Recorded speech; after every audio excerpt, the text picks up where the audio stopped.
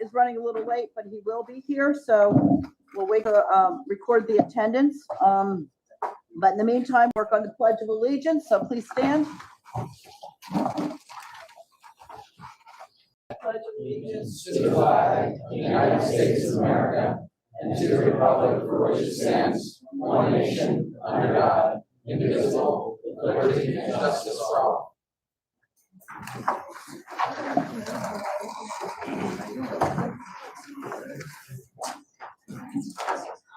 I believe we have some visitor comments.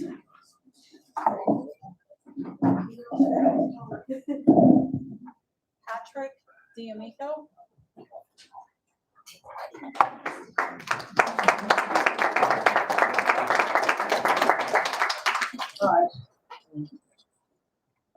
Good evening. I'm Patrick D'Amico, an 8th grade student at middle school. Thank you so much to all of you for this chance to speak tonight. I'm here along with some of my classmates to talk about the importance of the arts here at Southern Lehigh. I've been lucky enough to be a part of band, chorus, and theater. Also, just a little quick side note, come see Susical at the middle school on May 20th, 21st, and 22nd. We know that you'll be talking about and voting on the budget for the next school year soon, and we're here to express why we believe these arts programs should continue receiving funding and recognition. Before I start, however, I do want to clear up 2 things. First, we know that no budget decisions have been made at this point, and we also know that there hasn't been any discussion about cutting arts programs. Second, we also know that other activities and programs like athletics need funding too, and we all fully support that. It's not us against them. We just want to express why we think it'll be a major advantage to also continue to support the funding for the arts. So, how can a strong arts program benefit us all? First, through the students. Not only do these programs allow kids like me to find a new interest, but they truly help students in ways that aren't always visible. I know that bullying is a problem everywhere, even here at Southern Lehigh, but in many of our experiences, the arts classes and programs are places that bullying is extremely rare. In fact, I've experienced some bullying throughout the years, but none of it has ever been through the arts classes and programs. I don't say it lightly when I think that these programs can be a safe haven for kids that might not have it otherwise at school. Second, it can benefit us through the community. I probably don't have to tell you about all the recognition that our arts programs have received, but just to give a few examples. We've received 26 Freddie nominations over the past 3 years prior to the pandemic. We've also received recognition as a Best Community for Music Education for the 7th year in a row. Receiving these awards brings pride to our community. It also brings media attention in a good way. And along with that comes more people that want to raise their families here, which brings more Southern Lehigh taxpayers. So that leads me into the last piece. Third, through our district finances. As a student, I may not understand all the details about it, but I know that the district is facing difficult budgeting decisions. I hope that you can look at some of the long-term potential benefits of supporting the arts. Here are 2 different examples. If you start planning now to update the decades-old auditoriums here at the high school and the middle school, you could actually A, earn money by renting out the auditoriums to local dance and theater companies, like other schools do, and B, save money by using our own facilities instead of having to use the Zollner Center, which I know is probably very expensive. On the flip side, we could also lose money if we don't maintain focus on the needs of our arts programs, as we could see the arts-focused students in the district heading over to charter arts. Nothing against that school at all. My sister went there and it has fantastic facilities and excellent academic and arts programs. But we could have those too. I know that every student that chooses to attend charter arts takes at least $15,000. Yeah, sorry, I'm finishing up. Takes at least $15,000 of government funding with them. So let's say a school where kids want to stick around no matter what their activity of choice is. Thank you very much for your time.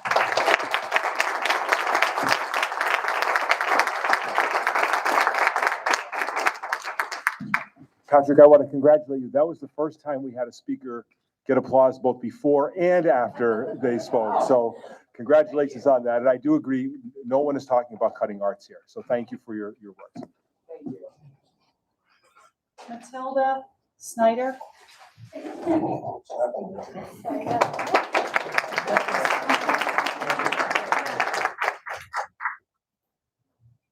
good evening. I'm Matilda Snyder, and I'm currently in 8th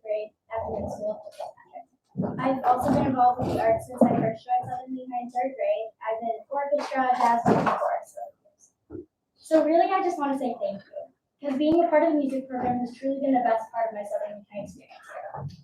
Earlier in the year, I was planning to transfer to charter arts for high school, since I want to pursue a career in violin and music in general. However, in January, Mr. Fisher offered me the opportunity of being in the high school musical as my vibrating in the pit orchestra. Being in this show was such a highlight of the year and really pushed me to improve my skills as a musician.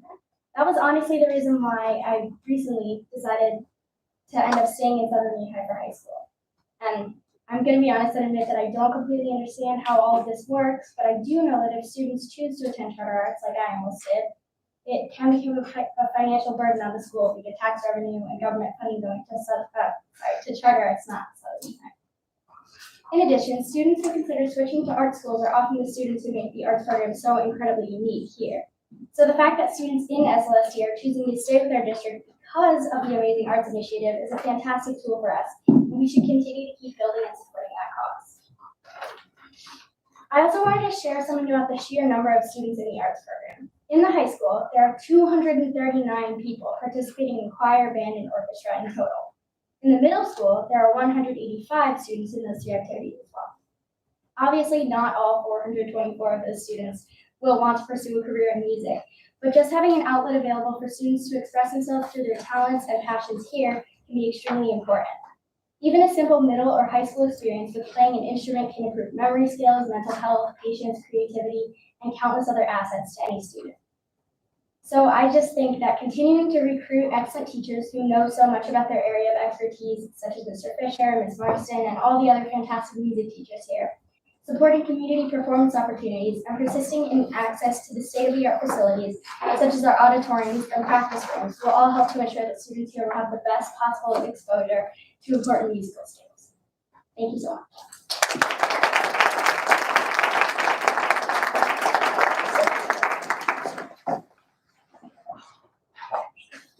Gavin Gettens.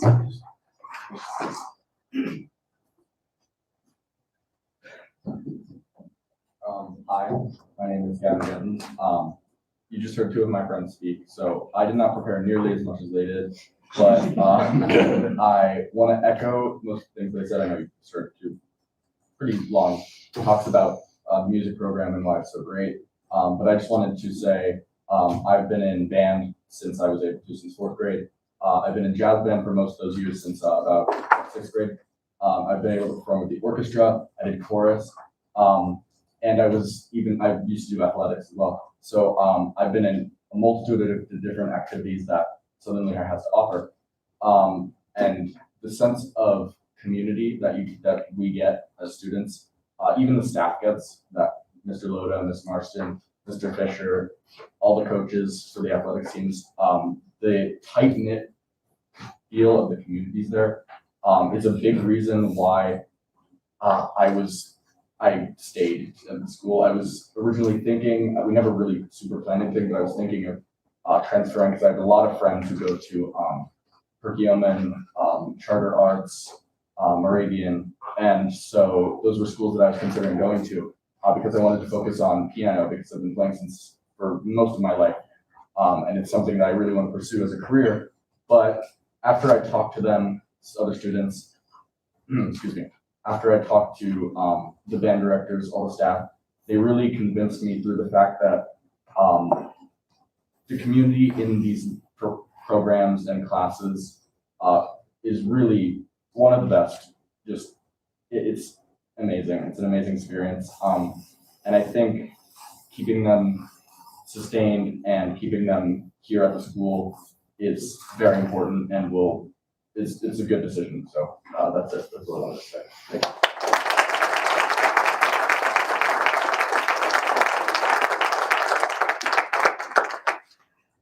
Jack Zeitz.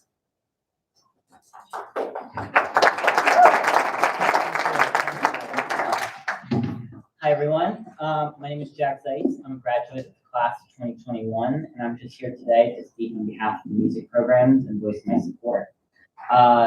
To just give you some background on my history in the music programs, I started in third grade over a decade ago playing cello in the Hopewell Elementary Orchestra. I then continued on to play trumpet in 4th grade. And ever since then, I became more involved.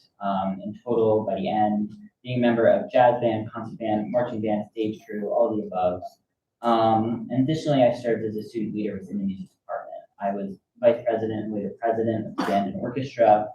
So I just wanted to come out today to note all the important benefits that music programs give to kids at Lehigh. I should note I'm not pursuing music in college. I have no interest in doing it recreationally, but hearing the chance to join some of the kids who are still in school, I couldn't resist to help voice support for these programs. I think being at college for a year has highlighted all the benefits that the music department gives to our students. It allows for self-growth, gave me the opportunity to become a leader, and most importantly, it gave my fellow musicians and me a community that we can belong to. With the basic purpose of high school being to prepare our kids for college, I would say I had no greater preparation than being part of the music department. It's where I became who I am today. Being a musician at Lehigh requires discipline, determination, and a dedication to something bigger than oneself. The high expectations demanded by our instructors like Mr. Fisher and Mr. Ware require us to be incredibly focused and hardworking. We all need to be committed to the music and art we are creating, or we risk failing to achieve all that we have and potential to accomplish. These are traits that are needed in college and beyond, as you all know, and I'm extremely grateful I had the opportunity to prepare early through the music program. I'll take this moment to remind everyone, as Patrick was highlighting earlier, that several programs within our music department have earned statewide and regional-wide recognition. Secondly, I want to highlight how the music department allowed me to become a leader. There is no greater feeling than being able to represent one's peers, as many of you know today. I had the opportunity of doing that several times throughout high school as class vice president, but I found that being able to represent the band and orchestra was a much more rewarding experience. This is because I had the opportunity to give back and appreciate an organization that gave so much to me and my community. Being able to give back to one's community, especially one that gave me so much, was incredibly rewarding. Just to highlight the aspects of community that I found especially beneficial to me, almost all of my closest friends to this day, a year after I've left Lehigh, were members of band, orchestra, or theater. When school administration needs help, it's always the music kids they turn to first. We're a group that always comes through when we are needed, and we feel a greater sense of commitment to give back to our school and our peers. Ensuring that these, and I'll wrap up right now, ensuring that these students have all the resources that they need to help their community is essential. Depriving them of needed resources would be a disservice to the entire district. When I left, and as I see today, music kids make up 20% of the high school student body. These kids deserve the support and recognition from an administration that they give to their community. Thank you very much.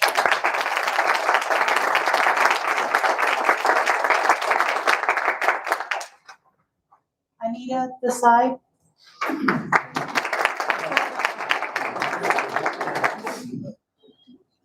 Hi, I like being on this side. I'm going to say that. Hi, my name is Anita Desai. I'm speaking to you as the immediate past president of the board, a concerned parent and a taxpayer in this district. With a new superintendent and new board, I was cautiously optimistic that we may start to move forward past COVID, focus on education, and start to come together as a community and district. Listening to the meetings and seeing all the recent press Southern Lehigh has gotten, I have been rethinking my impressions of what this year may look like. I'm here tonight to address the upcoming budget approval. If you attended or listened to meetings and workshops for the past 2 to 3 years, you would know our current budget and facilities issues are not new issues. The state of Pennsylvania places the burden of public school funding on property owners. This means our property taxes fund our schools. In Southern Lehigh, almost 80% of our budget revenue comes from property taxes, with the remainder coming from federal and state funding that is forever changing and unpredictable. In my opinion, you cannot run for school board on the platform of not raising taxes. It's not sustainable or responsible. The financial outlook for the district is presented every budget season along with its 5-year projections. Where we are today is a result of many years of chronic underfunding of our budget. The facts that in the past 10 years, we have had 4 years with no tax increase, 4 years the increase was minimal, and the last 2 years we raised taxes to the index. That's 8 out of 10 years with little to no increase as expenditures continue to rise. It's no wonder that we have the second lowest tax rate in the county, but at what cost? The cost is a budget that each year has a widening deficit. The majority of the board voted to raise taxes to the index the last 2 years because we were trying to start the process of correcting the years of chronic underfunding of the budget. You cannot consistently have no or very low tax increases and expect to keep the education facilities that everyone in the district wants and expects for our students. As a state and a nation and as individuals, we know that costs of everything have gone up, from goods to services to premiums. Why would we think that the cost of educating our students isn't going to go up as well? The current board has the opportunity to raise taxes to a maximum of 3.4%. The budget presentation that Mr. Pepe presented showed a 3% increase. The current proposed budget on the agenda today shows a 1.95% increase. What happened? The current budget makes cuts to teaching positions and increases class sizes. Is that really what we believe is good for our students? I would love to know what the difference in revenue generated between a 1.95% increase and a 3% increase is. Something tells me it would mean less cuts to staff. Make no mistake, no one wants higher taxes, nor do I think we should tax to the index routinely. However, we cannot expect to have outstanding schools without investing in them. It is a terrible position to be in, sitting in those seats, increasing taxes, knowing that for some in our district, this will be a true hardship, not just an ideological inconvenience, but a true financial hardship. No one wants to tax senior citizens and families on fixed incomes. How about advocating at the state level for the property tax rebate program to loosen its parameters to allow more senior citizens to participate in the program? How about the district advertising the tax rebate program more robustly in the community? Currently, we have a very experienced business manager that perhaps could explore creative ways, like East Penn School District did, to expand rebate parameters in our district. There are ways to help support our community without putting the burden on our students. Young families are not moving to Southern Lehigh School District for the low tax rate. They're moving here for the schools, but I'm not sure that that will be the case moving forward. I encourage you to work together as a board and look for ways to cut spending in the district. I also encourage you to fund our schools at a level that will allow our students and staff to continue to thrive in the environment that values education. Thank you.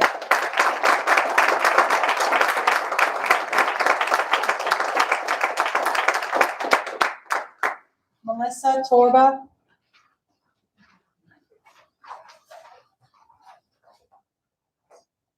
Got to use a coaching voice here, right?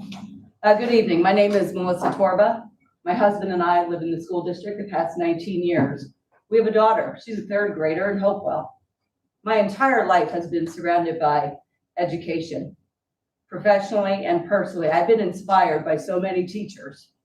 My career is focused on workplace solutions for school districts. I understand the challenges and triumphs our teachers face. I use my expertise to help administrators solve challenges and to find effective business solutions in public education. I share this with you to illustrate my understanding of complexities in public education.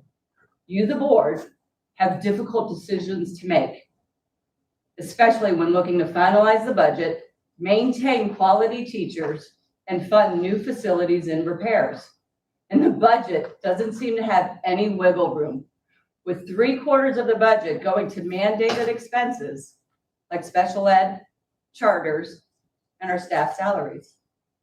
It's simpler to analyze costs and cuts on paper. For example, not replacing a teacher and increasing an elementary classroom from 22 students to, say, 26 students. I know that doesn't sound like much, but for those students and that teacher, it's a drastic increase resulting in negative outcomes. I don't need to share the statistics for how small class size promotes student growth. If you want to know the advantages of small class size, ask any teacher. We would all agree these past 2 years have been challenging and emotionally exhausting. Our teachers have been in survival mode, doing everything they can to help our students. Our teachers have been laser focused to determine where our kids are at academically and to initiate supports to help our students progress. Just because students are back in person full time doesn't mean things are back to normal. Nationally, school districts are forecasting that it will take the next 3 years to shed the effects of the pandemic. That means for my daughter, who's in 3rd grade, it'll take until she's in 6th grade to shed those effects. Crucial years of development. This would not be the time to consider teacher cuts or replacing teachers due to attrition. Southern Lehigh has a reputation for high-quality education. It differentiates us from other Lehigh Valley school districts.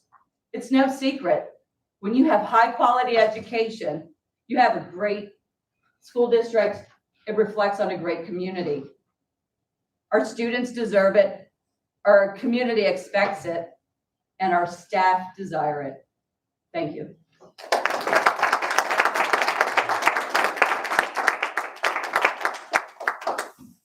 Kayla, Howie.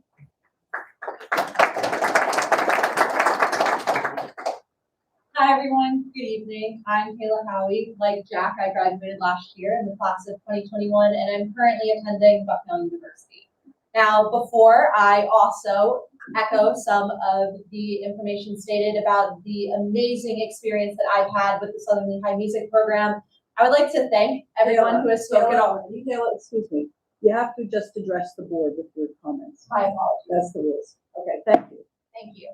I would just like to thank everyone who has spoken already, as they have done an absolutely stellar job.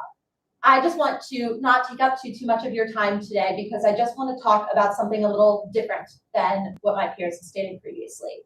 The fact that I joined the Southern Lehigh music community my sophomore year of high school. I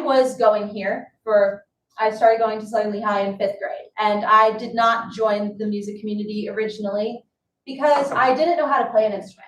I didn't know how to read music, but I had a passion for it. And it wasn't until high school that I realized how amazing the community here is. I was immediately welcomed into the Southern Lehigh music community, given a French horn, taught to play to the point that my junior and senior year, I was the section leader and have moved on to continue playing the French horn in college.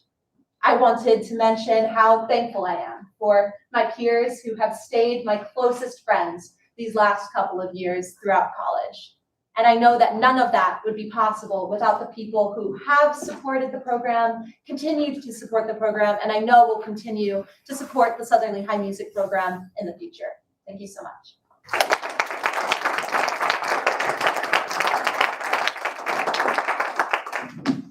Tim Kearney. I have 6 quick points.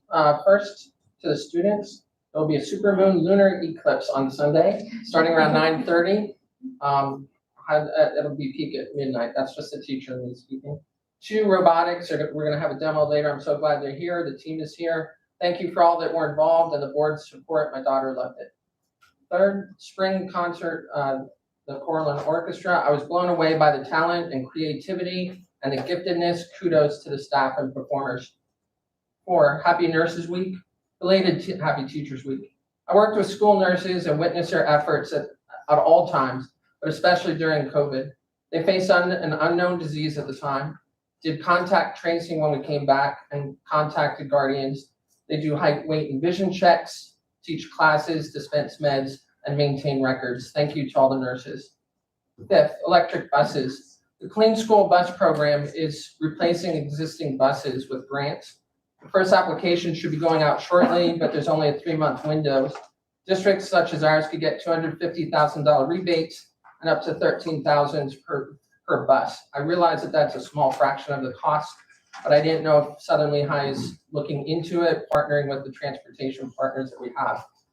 In the long run, it's 2.5 times cheaper to power vehicles with electricity than with diesel, especially now.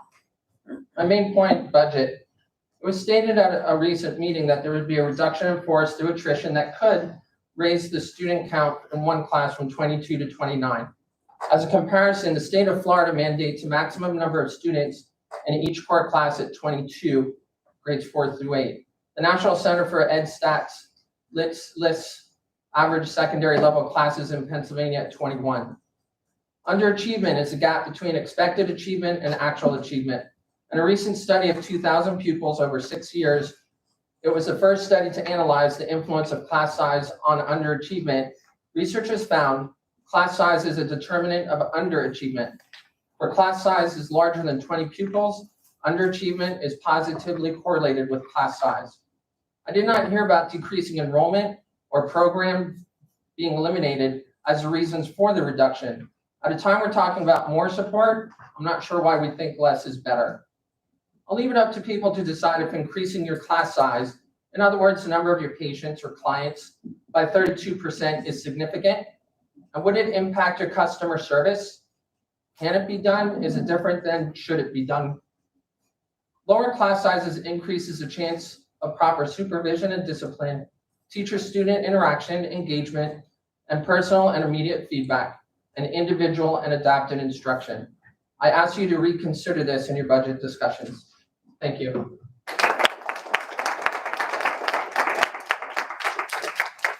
Nicole Dolan.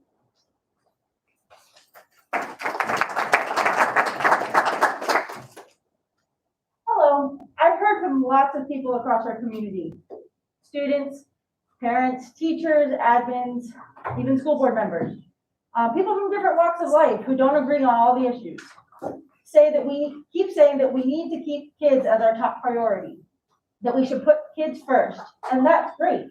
I'm glad we all agree on that, but please back up those sentiments by ensuring that we continue to have a district that is set up to have enough teachers to maintain the class sizes that we're known for and that attract families. Attract and keep experienced teachers rather than scrambling to replace them with less experienced teachers. And have the teaching supports in place to keep our classrooms and thus our kids flourishing. 26 is not an appropriate class size in elementary, certainly not with our current low numbers of support staff. If I have more than 2 minutes left, I would talk about why, but I think you all already know why. Cutting teaching positions, and I do see passively having teachers leave without refilling those positions again as cutting teaching positions, is going to result in the students paying the price. Simply put, you're not putting our kids first if you're putting their teachers last. Thank you.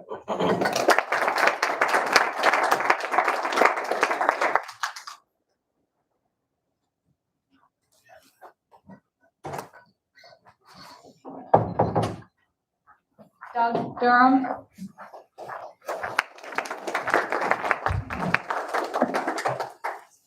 Didn't look at the agenda, so I apologize to sign up so late. Just regarding the budget, my understanding is that there is no teacher furloughs being promoted in this budget.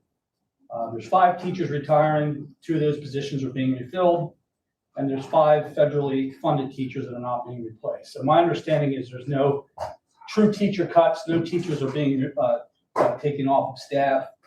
We have record-setting inflation right now, and we had a 3% increase last year. So I asked the board, unlike the previous folks that stood up and spoke, to oppose the 1.9% increase and not to vote to increase taxes whatsoever. There's too many seniors in this community that are in their lifetime homes that can barely afford to stay there as it is right now. And to have them have to make decisions about selling their properties because of property taxes is immoral. So I asked the board to consider not accepting any tax increase on the community right now. Thank you.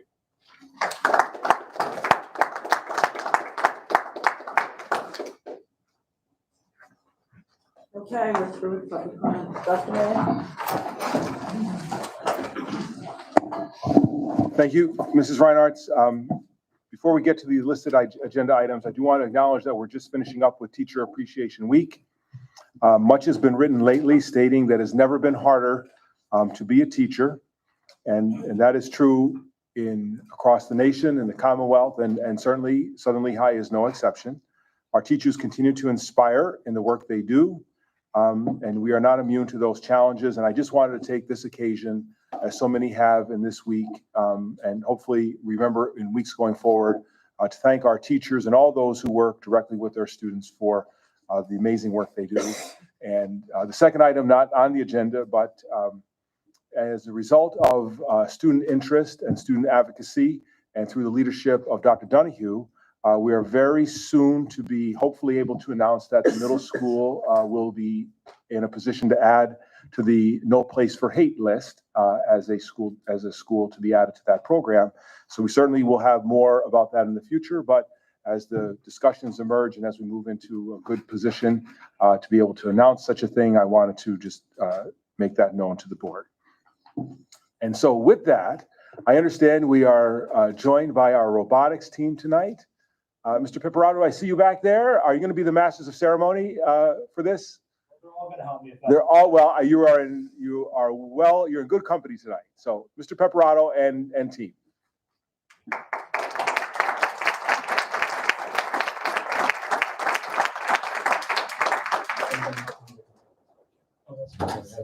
I'm just gonna connect really quickly if that's okay. Please have a quick presentation. See if you guys make one stand.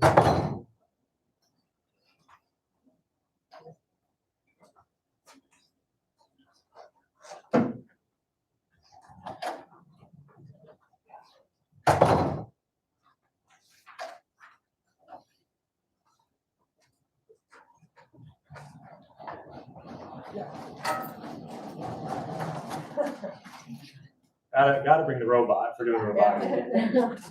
Does it fit? Perfect. If not, they would solve it. A bunch of MacGyvers. They're all MacGyvers.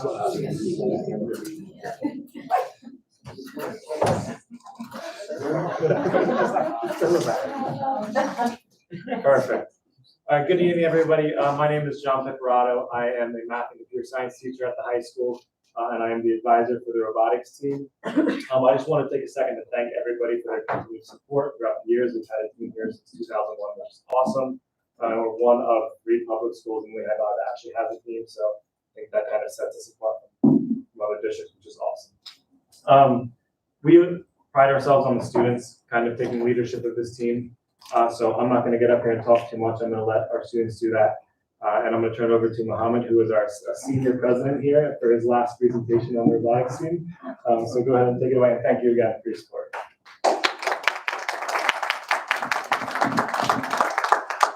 So, hello everybody. My name is Mohammed Rouhani, and I'm a senior here at Southern Lehigh, and I'm also the president of the Sportex robotics team. So the general idea of what we do is that we're a team of 40 plus students at Southern Lehigh High School working to build, program, and finance a robot every year. So the idea of our program is that early in January, a game gets released to us, and we have a little over 6 weeks to build the whole robot, program it, wire it, and make sure we have enough money to actually build a robot.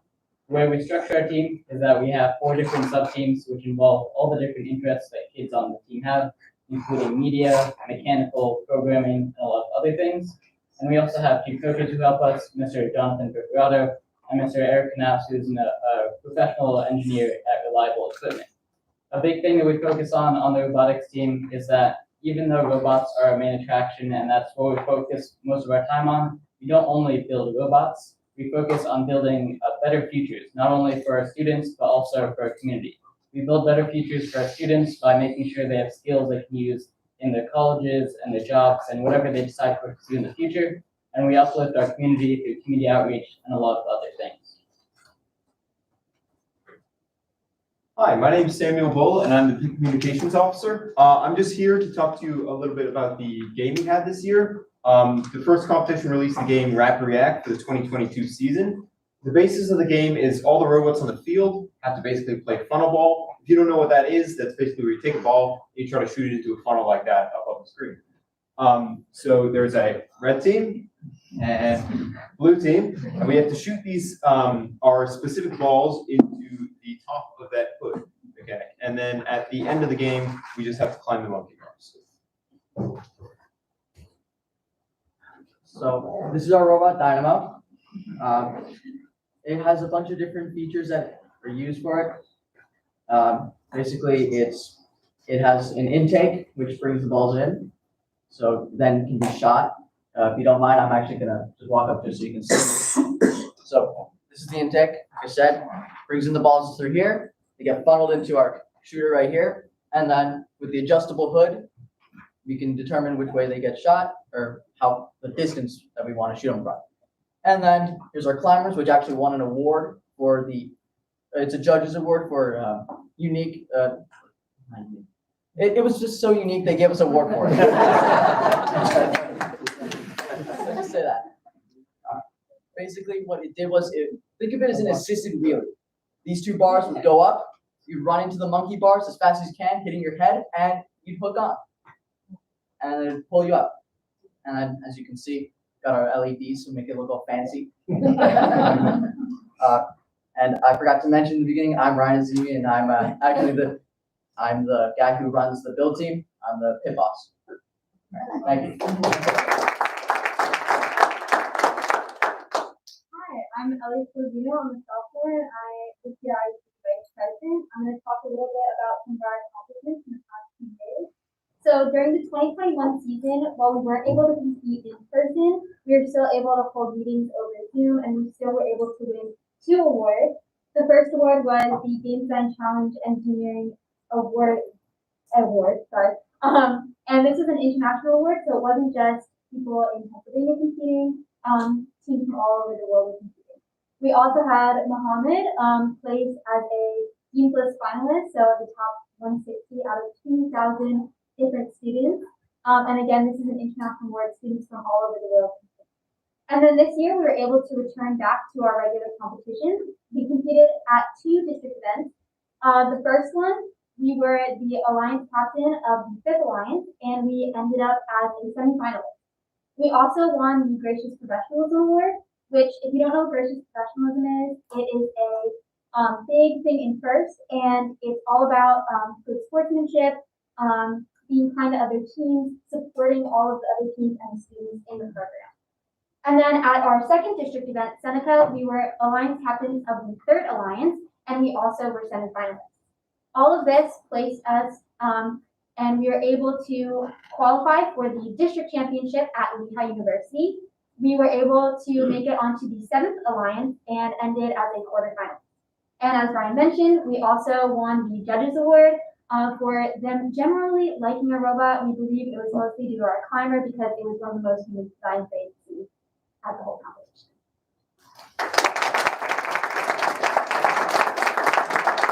So another big part of the team besides just building a robot is our community outreach.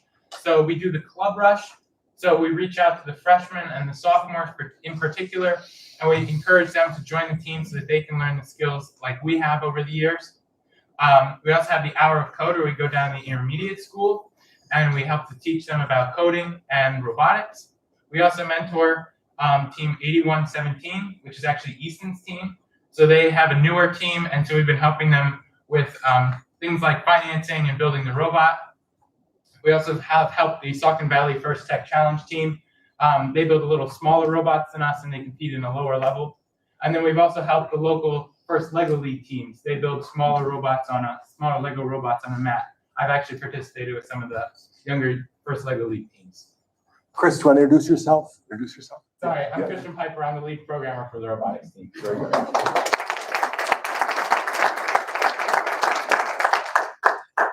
Hello, I'm Kyle. I work alongside Ryan in running the build team.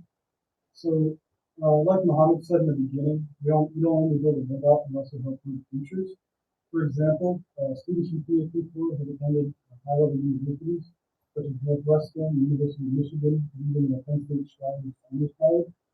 And as well as in college, a lot of employers value learning the skills that are learned on this team in management, business, mechanical situations. And many alumni return to the team to mentor, including Mr. Eric Knaus, who was mentioned earlier. He was on the team long ago and returned to help the students that are currently learning.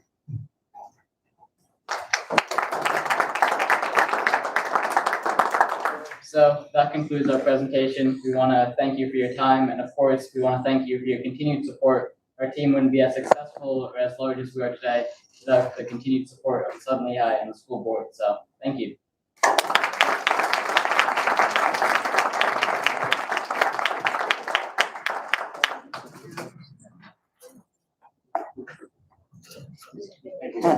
Thank you. They were practicing.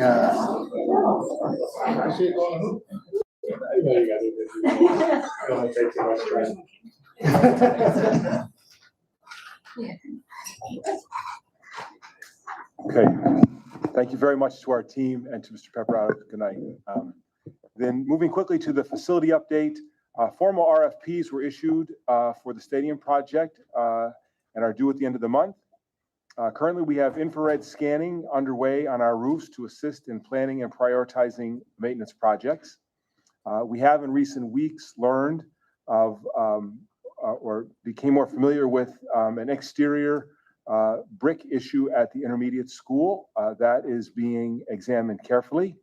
And we'll certainly have more to discuss of that in the future. I do want to announce that the facility committee had an executive session to review legal issues regarding the intermediate school brick.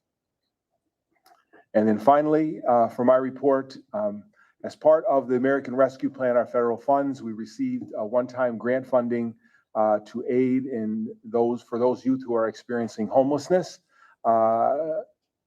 Through the support of Mrs. Buckman and others, we were able to connect with the Bucks County Consortium, where our district allocation of $9,535 will go to support the needs of homeless youth and families in our school district. And we will, through this consortium, have access to over $263,000 of resources, again, to help those same families. So, Ms. Reinhardt, that concludes my report. Thank you. Can I ask a question or two about facilities? Sure. Sorry. The theme has been applause, so I'm sorry, I cut off the applause. Yeah. So we have a great deal of clearly support and motivation tonight with respect to the arts within the district. And I know we haven't, and they said it themselves too. I mean, we're certainly not considering any cuts at this point to the arts program, happily.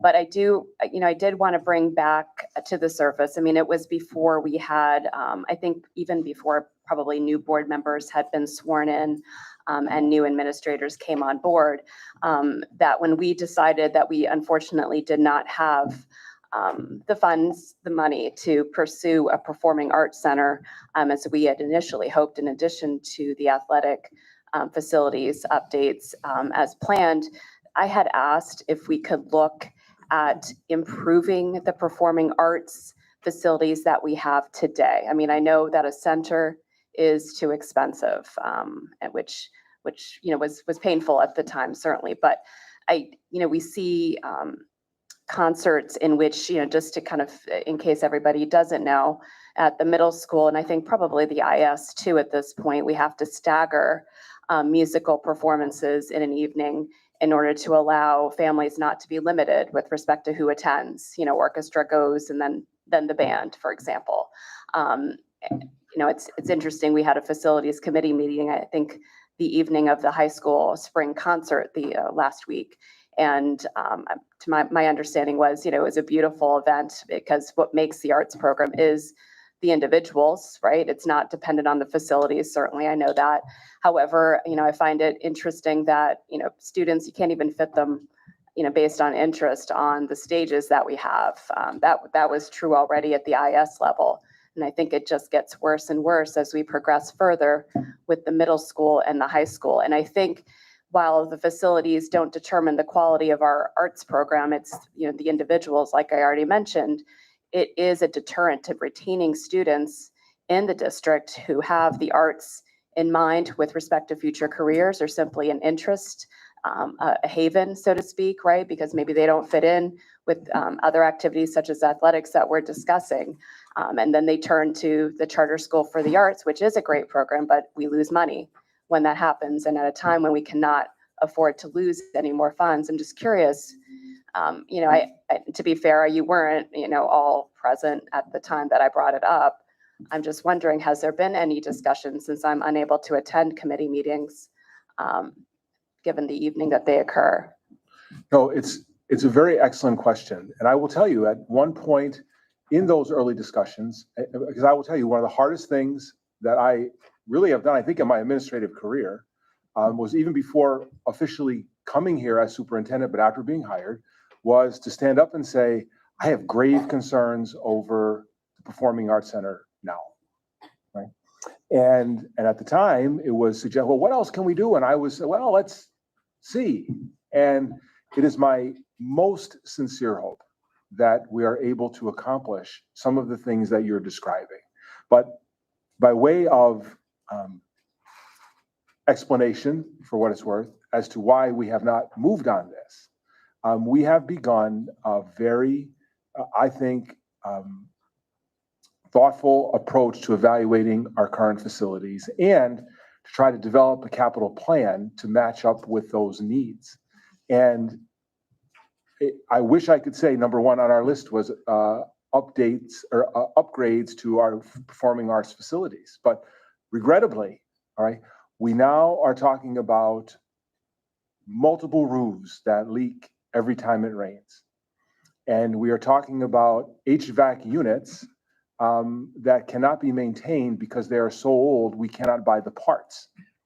And we are now looking at what is potentially, and I don't want to, prejudge the issue, but potentially an extremely serious issue with respect to the brick surface of our buildings. And so and I have not, and I don't believe the committee has talked about expansions to current facilities or enhancements to current facilities, because the focus, I believe, is necessarily on major maintenance and allocating funds for major maintenance projects that really are mission critical with respect to maintaining the integrity of the facilities before we get to, and we hope to get there, upgrades in facilities with respect to those that you described. And I appreciate that, if that's understandable. I'm just curious, perhaps one good first step, since we certainly are not at a point for updating, doing a major overhaul of the facilities themselves, given what you mentioned, have we considered any type of focus group or discussing, at least with the teachers within our music program, what their needs are at this time? If they had a wish list and kind of prioritizing it based on what we can afford. And the reason I do bring it up is because we are discussing a preliminary budget. And so my assumption would be, in addition to the hot button items that we're discussing, that there is a certain allotment for the arts, right? Like, I'm assuming we're at least maintaining status quo. So if there are going to be any changes within the next year, obviously you would have to plan for it, or you use that reserve that you've mentioned in the past for capital improvements if there's a surplus, but that's not certainly anticipated. Right. At this point. Right. Just, I think the discussion at least needs to be initiated, given the interest level in the community. And if I could add, so going back to 2016, when we did the private funding study, there were individuals from the arts that participated in the interviews for that. Right. With the KCBA focus groups, there were, again, individuals from the arts that participated in that. Yeah. And as the facility chair, while it's not currently being discussed, it's a desperate need. Yeah. For many of the same reasons that the stadium and the stands in particular with the stadium need to be addressed. We do need to address the arts really across the district, quite frankly. Because even when the IS opened, and we were using the gymnasium, it was drastically undersized for the participation with choir and with band. Yeah. And it's something that I think, as we're doing the long-term plan, we need to build in improvements to and/or at an appropriate time, the replacement of the auditorium. It's my hope that a private public funding for many of those endeavors, where the core of the building is where the public money goes. The enhancement of is where the private money comes in.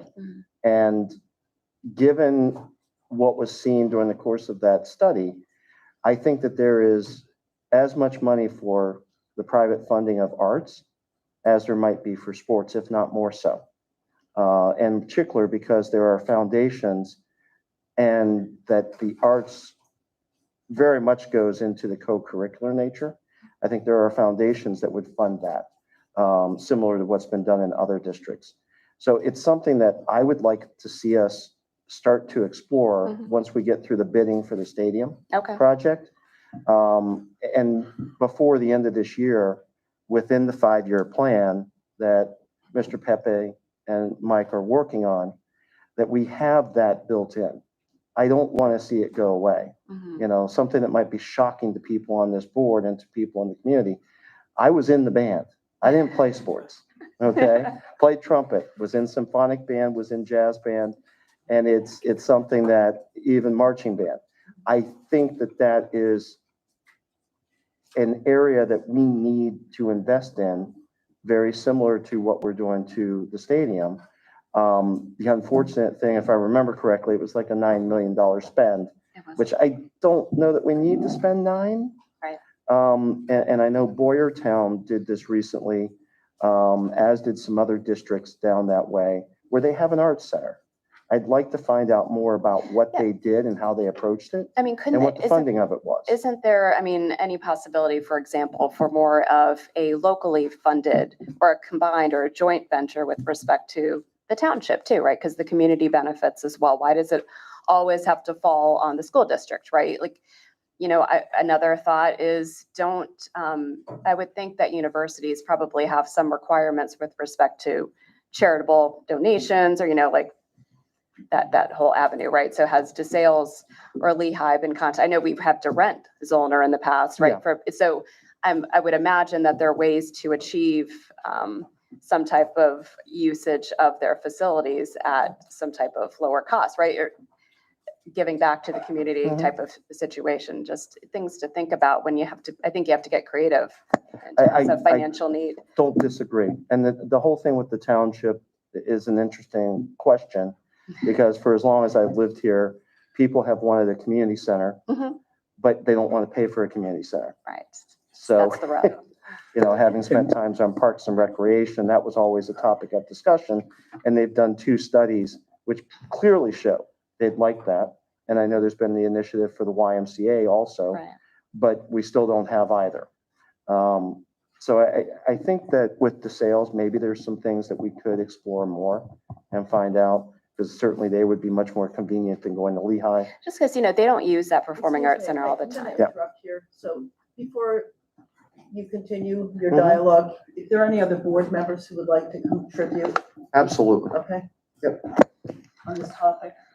Yeah, I just briefly wanted to ask, based upon the work that was done previously, because I wasn't here yet, we have that proposal. Was there any thought or discussion previously regarding some of those suggestions, Dr. Serene? Which proposal? Sorry, is this? I'm talking about the one we had last year where we were planning on moving forward with the Performing Arts Center, remember? The process had Last started year. before my term, actually, as Okay. well. Yeah, so then I would say to the rest of the board. But there then, are was some there here any- that could speak to it, I mean, certainly. Does anybody else have any comments? Well, yeah, the reason, part of the, I appreciate Dr. Mahan repeatedly laying out all the facilities challenges we are facing. And I'm not sure if this ties into what you were asking, Mr. Mon, but part of the reason why such a comprehensive building project was initially considered those years ago was because there were so many roofing and HVAC and auditorium and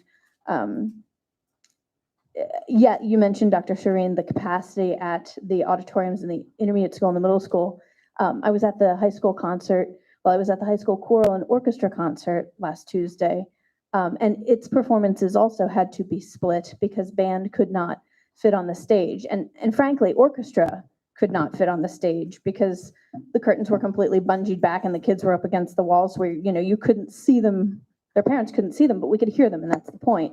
Although the acoustics, I Yeah, I agree. applaud It's the definitely staff. tight in there. My question though was, Yeah. we had Well, no, talked about. I was speaking to all of it and just, there was a lot of discussion going back and forth, and Steve, you're welcome to jump in, but Ms. Reinhardt's asked if anyone else had any comments, and this is part of my commentary. So is there something specific that I mentioned that wasn't getting to your point? Yeah, I was just asking, well, first there was a question about involvement and getting suggestions, which Mr. Lysette answered. Oh, And then there external was a funding? discussion about utilizing other facilities or getting the township or other, you know, the municipality or somebody else involved in helping to fund something. So my only question was, did we do anything like talk about that in the past? I thought maybe there would be some documents we could maybe go through as a starting point. That was my question.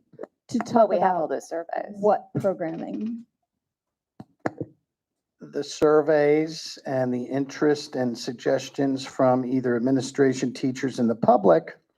And then also a question of, was there any brainstorming in the previous facility discussions regarding utilizing maybe the township as, let's say, partnering with the school district as it was suggested? I just wondered if there was any of that had gone on. Dr. Serene said she wasn't here at that point. So I was saying, is anybody else in the board have any recollection of that we could go back and utilize that information to kind of Yes, capitalize on it now instead of starting over? yes. There were focus groups. There were, One person at a time. Emily, why don't you finish? what There you were, said? so yes, now I understand your question. Yes, there were multiple focus groups and multiple evenings. There was an entire evening dedicated to the arts, and some of the folks, maybe even from this audience, were in attendance at those. There was an entire evening dedicated to the athletics. In that KCBA study, and also in the study that Mr. Lysette mentioned, I think it was right in the beginning when I first Yeah, joined the and board. that there stuff were- is in there. I'm sorry? That stuff is in there. So then the What question stuff is in where? the suggestions from the public. So then Yeah, there's then the documentation. question was regarding partnering with other individuals or the township, the municipality, to think about ways that we can be creative about expanding and correcting and fixing, adding on for performing arts that the township can participate. So my only question was, because that was answered, and I did read those items, was regarding Dr. Serene's question from previous boards, and some of you have been on it, so I'm just asking if there was anything that was discussed about that sort of partnership or not. That's all. That's all I meant. Yeah, that was also discussed. There were multiple meetings with potential sponsors. The ultimate short and sweet answer is that it's hard to sponsor a project until you've named and started to have the project. And once that is accomplished, there were many different organizations that were willing to partner and help and enhance. But step one was to name the project, plan for the project, and see how individuals could collaborate on it. And the other part was, I believe, I'm not sure if you mentioned or Bill mentioned other funding options, which the board extensively discussed the possibility and went back and forth on, and attended seminars and workshops outside of this district on how I myself and former board members attended. I know for certain how to partner with your community and raise funds. And the number one most, I think I mentioned Parkland at an earlier board meeting, one of the most successful, and yeah, Mr. Pepe's not, okay, good. One of the most successful ways to do that and format that is to dedicate a staff person and hire a full-time or part-time staff person to head fundraising and partnership, which is what many districts in our area have done. So that documentation is also there. The stumbling block being, once again, in order to raise that money, you have to spend that money, and hopefully that person's salary would be, compensated by.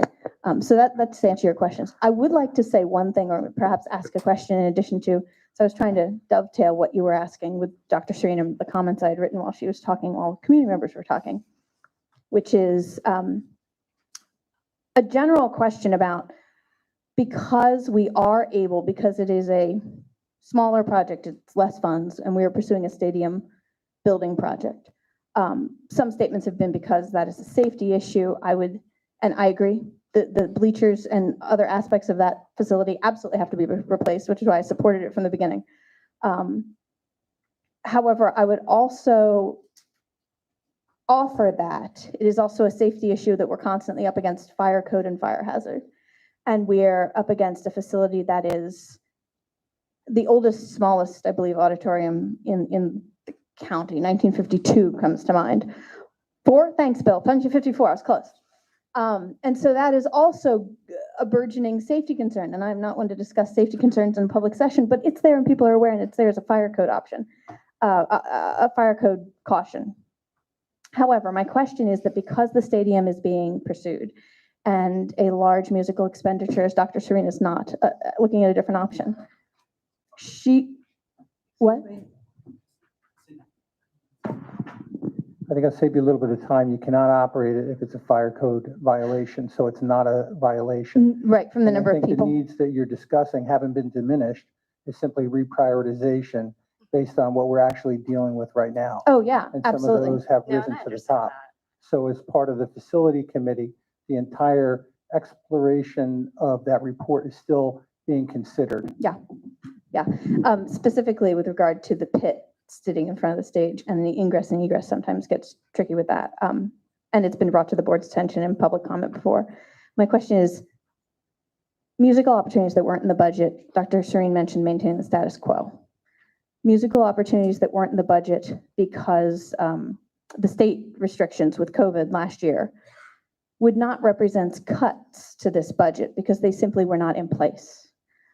My question and my focus on this as we discuss the connection between facilities and athletics and the arts is, have there been opportunities brought to this budgeting process that were either in place before or are new opportunities that were brought to the budgeting process? I know we start from the ground up and build it, the building process, that were musical opportunities that were said no. Those wouldn't represent cuts, but I'd like to be aware as a board member, we're talking about cuts.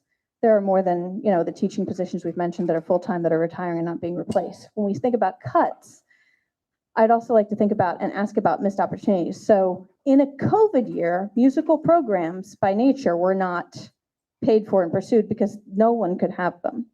And so those cuts in a way would have already taken place. Are we fully funding? And as we look at this budget process, I would ask if we aren't fully funding all the opportunities that were there previously, and I would ask, are there new opportunities that have been brought that have, for budgetary reasons, had been told no? Because perhaps that is a point we can consider, because we are pursuing athletic facilities and opportunities and increased, addressing those needs.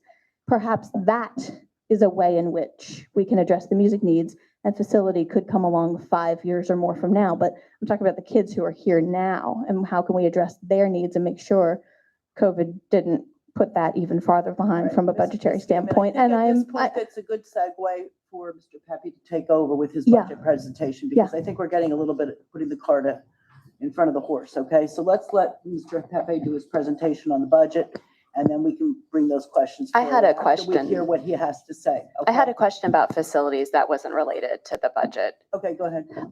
You mentioned the bricks for the IS, and that's another situation. I just thought of it, and that we have a history right in the district with respect to work that was done previously. And so I just would ask that we're not reinventing the wheel, and perhaps we can continue to have more of a collaborative discussion with respect to former board members who may know, history. And I don't know if you've been able to find documents or reach out to former, administrators of Keynote, like the facilities director that we had before, because I just would rather that we not continue to utilize social media as the method by which we find resources for the district, given it's not fully available to everyone. So.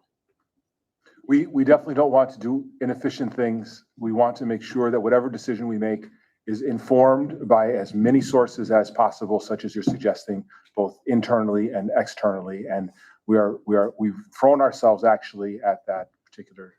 And I'd also appreciate it not being a blame game in general, because I think we all worked hard in the past, and we'll continue to work hard moving forward. Okay, thank you for your comments. He already did.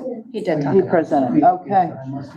Okay, Mr. Pepe, can we move on with your presentation? Thank you very much for all of your comments. Okay, thank you, Madam President. As you're aware, the final general fund draft budget is posted and available for the next 30 days and on the agenda tonight. The only thing that has You know changed. what? Excuse me one second. We had this problem with folks who were listening remotely last meeting, that your microphone was not active and not working. Can you please check that? Because the folks who are listening from home do not understand what he was saying, and these are critical discussions. Is that a little better? That's much better, thank you. I'll just have to eat the mic. You do. Also, speaking of facilities, it's a little warm in here. I think all of us look a little red in the face. I'm just looking. That's why we need to work on the HVAC. Yeah, could we open some windows? Perhaps we could take the old fashioned, inexpensive.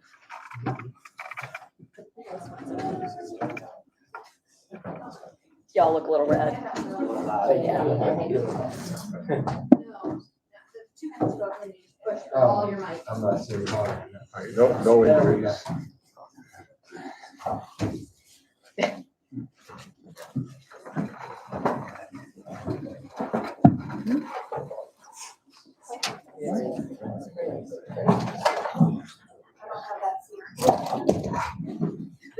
Okay, I think we're ready. All right.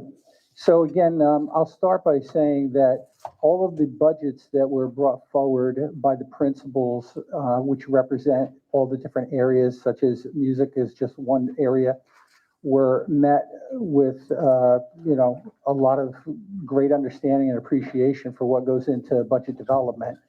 There have not been any major reductions and/or cuts as a result.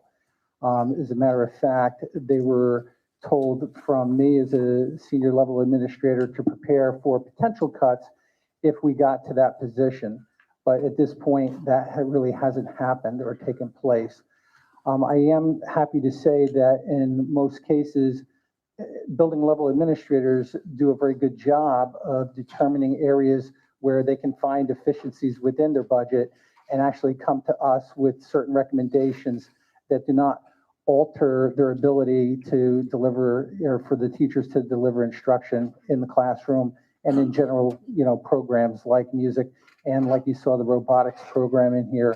So that's certainly where our primary focus is. I think as far as looking at dollars and cents, the expenditures are currently at $73,589,726.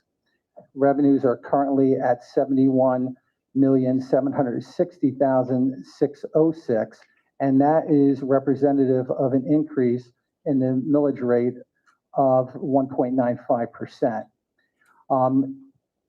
When I came before the board with the presentation that I had put forward with a recommendation of 3%, that was prior to any cuts and/or reductions. Obviously, there was a lot of discussion at the board level. And, as the business administrator, I'll take anything I can get when it comes to increasing revenue. But the reality is the superintendent of the district and the, executive leadership of the board have to figure out a pulse for the board and where that comfort level is and what is going to end up taking place as far as approving a budget.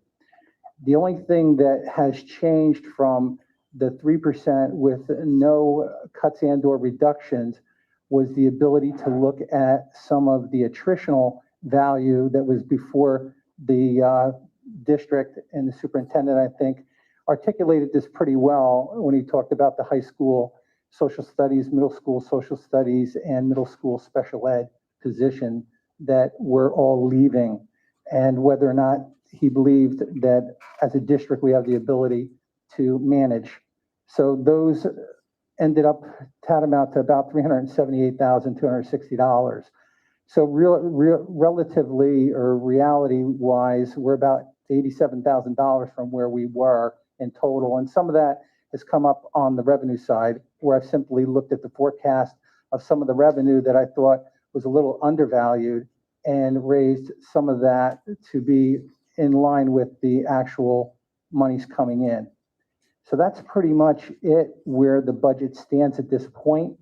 So we are generating an additional $934,784 by having that increase. Prior to that, at 3%, it was looking at a generation capacity of 1.4 million. So the 466 is the differential. And when you minus out the positions I spoke of, that's where you see the difference of approximately 87,000. And it's really going to be on the revenue side. So that's really all I have on the budget. I don't know if Dr. Mann has anything he wants to add. No, I would say that, as we look at the budget, yes, we make cuts, but also we make strategic investments as well. And just as you were saying, while we haven't cut, this year, we added in support of elementary teachers with respect to programs, $160,000 in expenditure for geodes, for foundations, and for professional development. Next year in our budget, we anticipate another expenditure in new funds now federal funds, but this is a prioritization that we make, of $160,000 to support our teachers with professional development and core programs as we hope to be able to identify and adopt them. So, over the course of perhaps 7 or 8 months, we'll be expending $300,000, $400,000 of new money into programs that we want to enhance because we have certain aspirations that are directed by district goals. And so, yes, we are looking to control costs. Yes, we are raising taxes. And yes, we are investing, I think, strategically where district goals require it. So I just thank you both for that explanation because I think there's been some confusion. I was surprised. I mean, I know in the past that there had been discussion regarding a 3% tax increase, and then I was curious to see or to understand where 1.95% came from. So you're saying that essentially it was a discussion with superintendent, I'm assuming, and I will tell you, executive. I came up with that number. Executively, and what I- about? I reported it out to the board. Because I did find it interesting at the last meeting that it seemed like not a lot of us were bringing up that we weren't going to be replacing 2 teachers and that class sizes were going to be going up significantly. So that's one thing I think that was a little bit lost also within the community. I don't think it's clear. Just so we're clear, yes, I understand we're trying to control costs. I get it. So we are not replacing 2 teachers who are leaving the district. And they happen to both be in social studies, which is unfortunate. One is a middle school teacher. 3 teachers. 3, yes, because I know.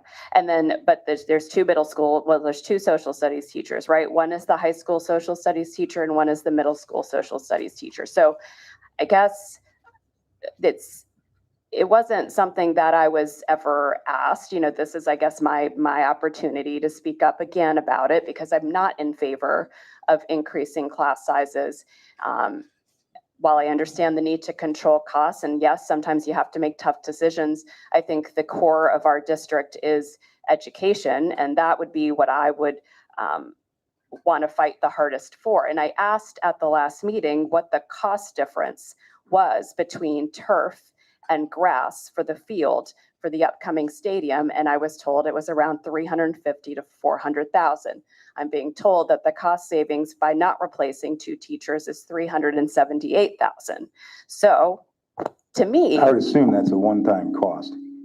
but the turf Right, does so- need to be so- replaced. So comparing turf costs, a one-time facility issue mentioning it as an against the example. personnel cost, that would be I didn't get an ongoing answer. forward. That's the I issue. didn't And ask you. I'm sorry? I wasn't asking you. No, I'm I know, I haven't had a asking chance to speak why- tonight, and I've heard you speak quite a bit tonight. Well, I'm kind of taking a page out of your notebook, so. Okay. Yeah. So I had a few comments and a few questions. I was not at the last meeting. I think the question when it comes to, we heard talk about class sizes here tonight, and I think at a certain level, at the elementary school level, I think research and I think the focus there is accurate, that we want to try and keep class sizes at the elementary level as low as possible. I find it interesting that we talk about, at least that we get comments tonight from 2 board members that want to spend more on facilities for the arts. Now, the reality is you can't do both. No, I did not I'm not say done. that. I I'm want to not make done- sure we I'm don't not done forget speaking the yet. arts. No, but don't Okay. misconstrue So what you- I said. You can't, Time out. but I haven't, Yell at me. Let Mr. But don't Demmings- misconstrue what I said. Dr. So Shireen, you- I'm gonna ask you to be quiet. All right, when well, then Mr. I'll get to Demmings speaks. respond. Is Okay, that correct? One person at a time. Jeff, Will I get to respond? You will So- get to respond, but let him finish, okay? I will. No. Thank you. No. so it's my view that you have to be so I have voted against turf. I voted against the debacle that would have been the 40-some, $50 million facilities upgrade. I voted against the KCBA. At one point, in my opinion, this board, I think at some point, probably had both the arts and the athletics decide amongst themselves that we're not going to put the brakes on either one, that we're going to align and just go for it. And the reality of what would have happened if that would have gone forward is that you would have had class sizes that would be unconscionable at the elementary level. That's where the cuts come when you do that to facilities. It has to come somewhere. And the personnel costs are the driving issues here. So to comment on class sizes at the same time talking about, you know, wanting to increase performing arts, and I'm not knocking on the performing arts, I've generally knocked on all of it. And you can look at my record, that's what I've done. Because I generally find in life, you know, I was a Marine for 10 years. Do you know who doesn't get funded in the Department of Defense ever? The United States Marine Corps. You know, it brings 80% of the combat power to this country, the United States Marine Corps. Why? Because it finds a way to do it. You don't have to equate funding with finding ways to do it. What I heard tonight from all these folks that talked about their experience in our music program wasn't how cruddy it was and how cruddy the facilities were. What I heard these kids say tonight was how wonderful it was. And I suspect that's because of their peers and their teachers and dedication and wanting to succeed and esprit de corps, so to speak.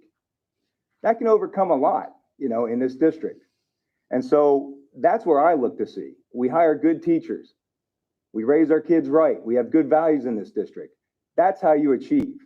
And so I'm very concerned about the idea that we want to look to all this spending, because I can tell you where that leads. I grew up in Quakertown, and I'm familiar with that district to this day. What Quakertown did was it overspent.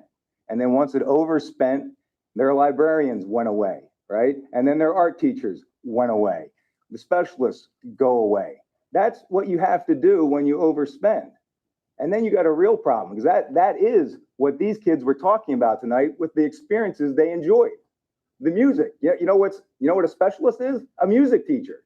You know who's expendable? A music teacher when things get tough. And so I appreciate again the choices by this administration to identify 3 teachers. Does anybody like teachers not being replaced? No. But how do you do this responsibly? You take advantage of attrition when it happens. You talk to administrators and you identify people that you believe in the balance of everything. If you have to make cuts, that's where you make them. None of them were at the elementary level, which I believe is always the key on class size. And I will remind folks out there that our Spanish immersion program, which my understanding is has 40 to 50 people try to get into every year, has a class size over 30, right? So that premier class size starts in the 30s. It might be 29, but okay, that's still it starts beside the in the point. 29s. It is larger than the average class size that's being talked about here tonight. That's a fact. And so I think it's always responsible. You only get shots at attrition when they happen, right? Because we don't want to furlough teachers, as spoken about here tonight. We don't want to ever do that. So when you have attrition, you have to look at it and you have to say to yourself, where can we make savings? And you look at each one of those individuals, and because you don't have that chance again. And so I believe that it sounds to me like there was a very responsible way of going about that attrition. And look where we still are, raising taxes. Look where we still are, a deficit spend, right? We haven't even cured the problem.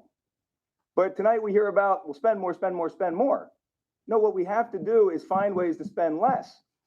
And hopefully, I'm a guy that almost never votes for a tax raise. I certainly don't want, I would not have supported a 3% tax raise.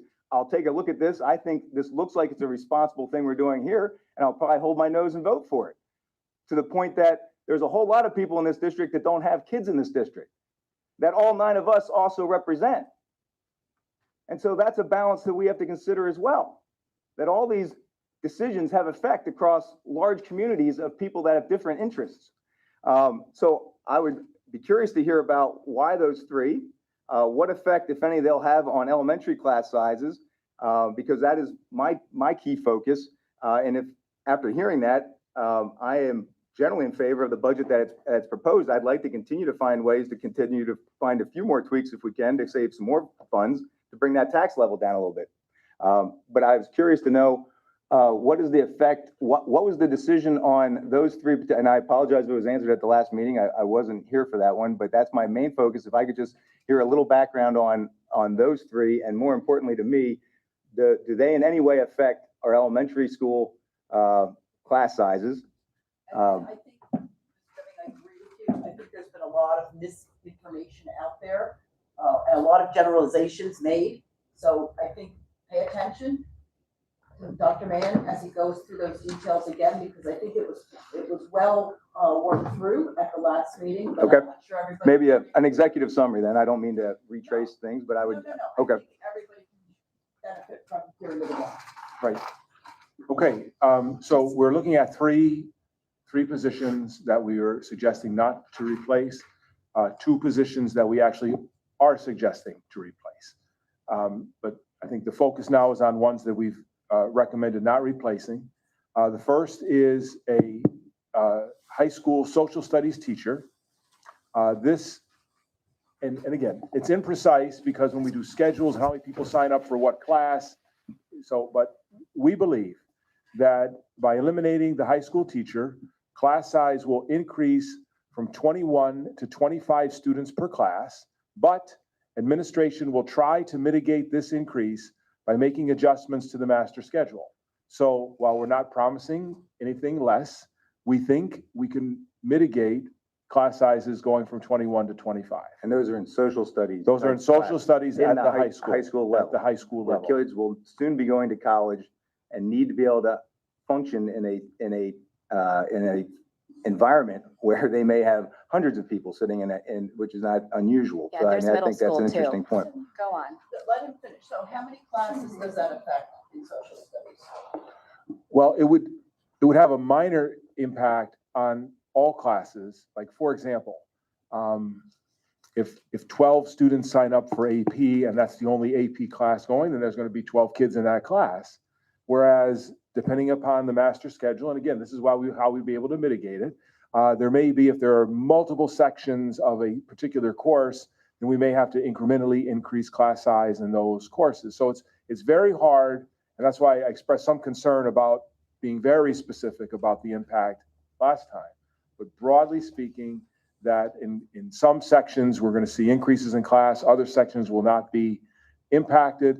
But generally speaking, if you have about 21 kids on average in a class, you can go up to about 25 with that change.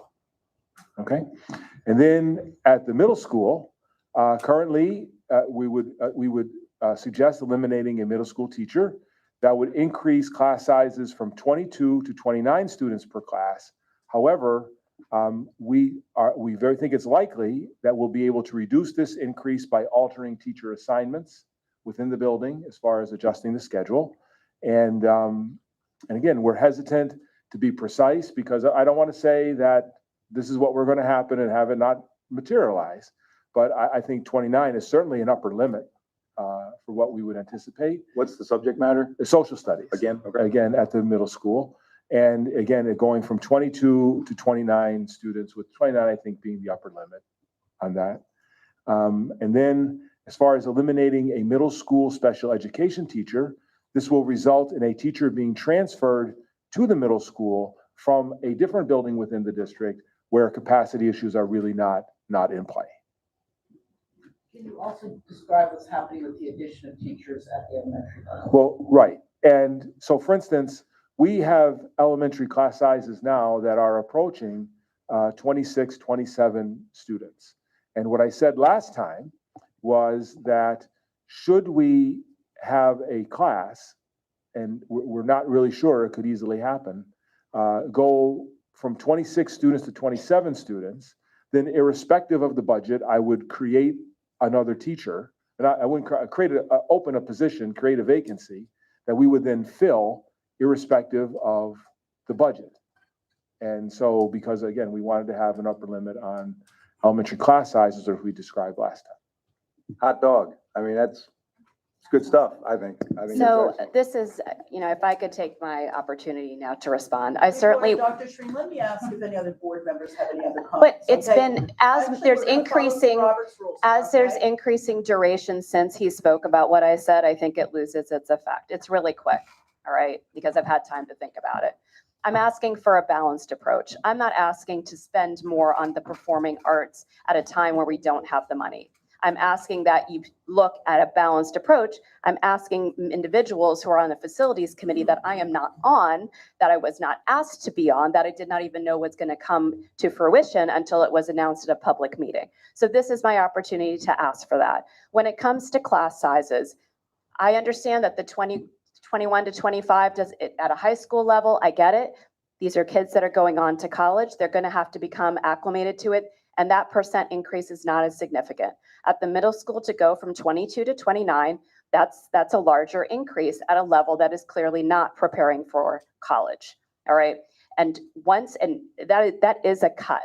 It's a cut to teaching. And once you don't fill those spots, I highly doubt you're going to fill them, because it's not as if the budget situation is going to improve. So we can consider those teaching positions gone, and social studies will remain that way. So as our population continues to grow, as those elementary age kids who are get used to those smaller class sizes come up to the middle school, it's to what end?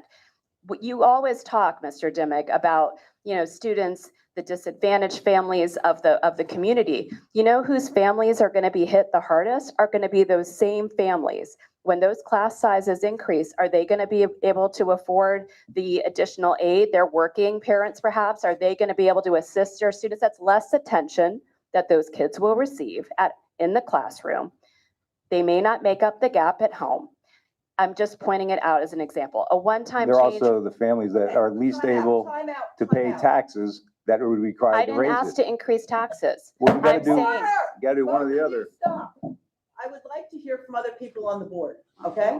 Before you have, and then you can have another opportunity to contribute, okay? Does anybody else on the board have any contributions or comments or questions they would like to ask Mr. Pepe? I just have a quick comment. So I think that was an absolute slap in the face to Mr. Pepe and Mike, who I think are working very hard to improve our budget situation. So I think based upon the discussions that we've had in public, that our budget situation will improve as we become more efficient as a district. I'm looking at the current budget, and our current debt is $59 million. So I hope our public understands that. We have $59 million of indebtedness, where we've been operating in an operational deficit that we're trying to close. Can't close it immediately, but it was slated to be, what, 3.5 million?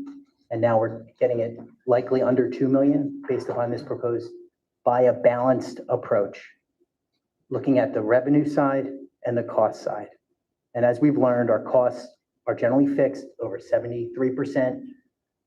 So the fact that we are actually talking about costs without significantly cutting everything else that we've talked about tonight with regard to music, with regard to theater, with regard to academics, with regard to athletics, I think that's a balanced approach, and I support this approach. So to say that our budget is not going to improve is an absolute slap in the face. So I want to thank you for doing what you're doing. I thank you for taking this approach. I'm not Because this is directing anything to actually, Mr. I'm not Pepe, talking to you. but he just told me I slapped him in the face. I mean, like, come It's a on. slap in the I would face like to our other people current on the board to administration. have an opportunity to comment before you can comment again. Love that. Does anybody else have any comments or questions for Mr. Pepe? Mr. Pepe, first of all, I thank you for your hard work on putting together a reasonable solution that's also incrementally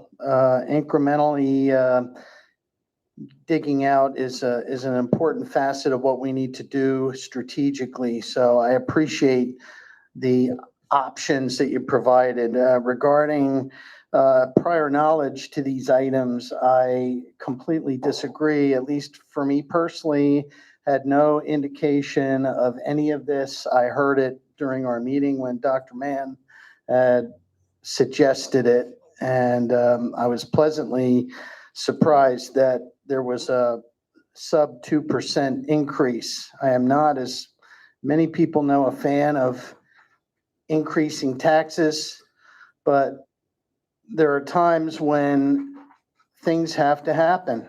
And there, as Counselor Dimick mentioned, there are compromises here to aid in incrementally balancing and digging out and planning so that this school district in the years to come will be in a financially healthy position. So I have a question, Dr. Pep, or Mr. Pepe. On page 13, you have I think it's general ledger code at 2,700 for student transportation.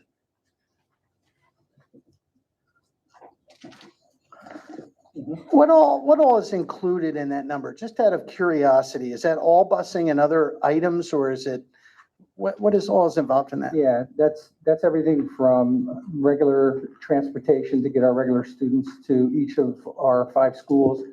That's also inclusive of any special education transportation, taking any of our students anywhere in the Lehigh County area, if they have any special placements or whatnot. It also, a lot of transportation, as I reported out monthly, is for our athletic teams, our clubs. If there's any kind of activities where they go off-site, we secure transportation through that.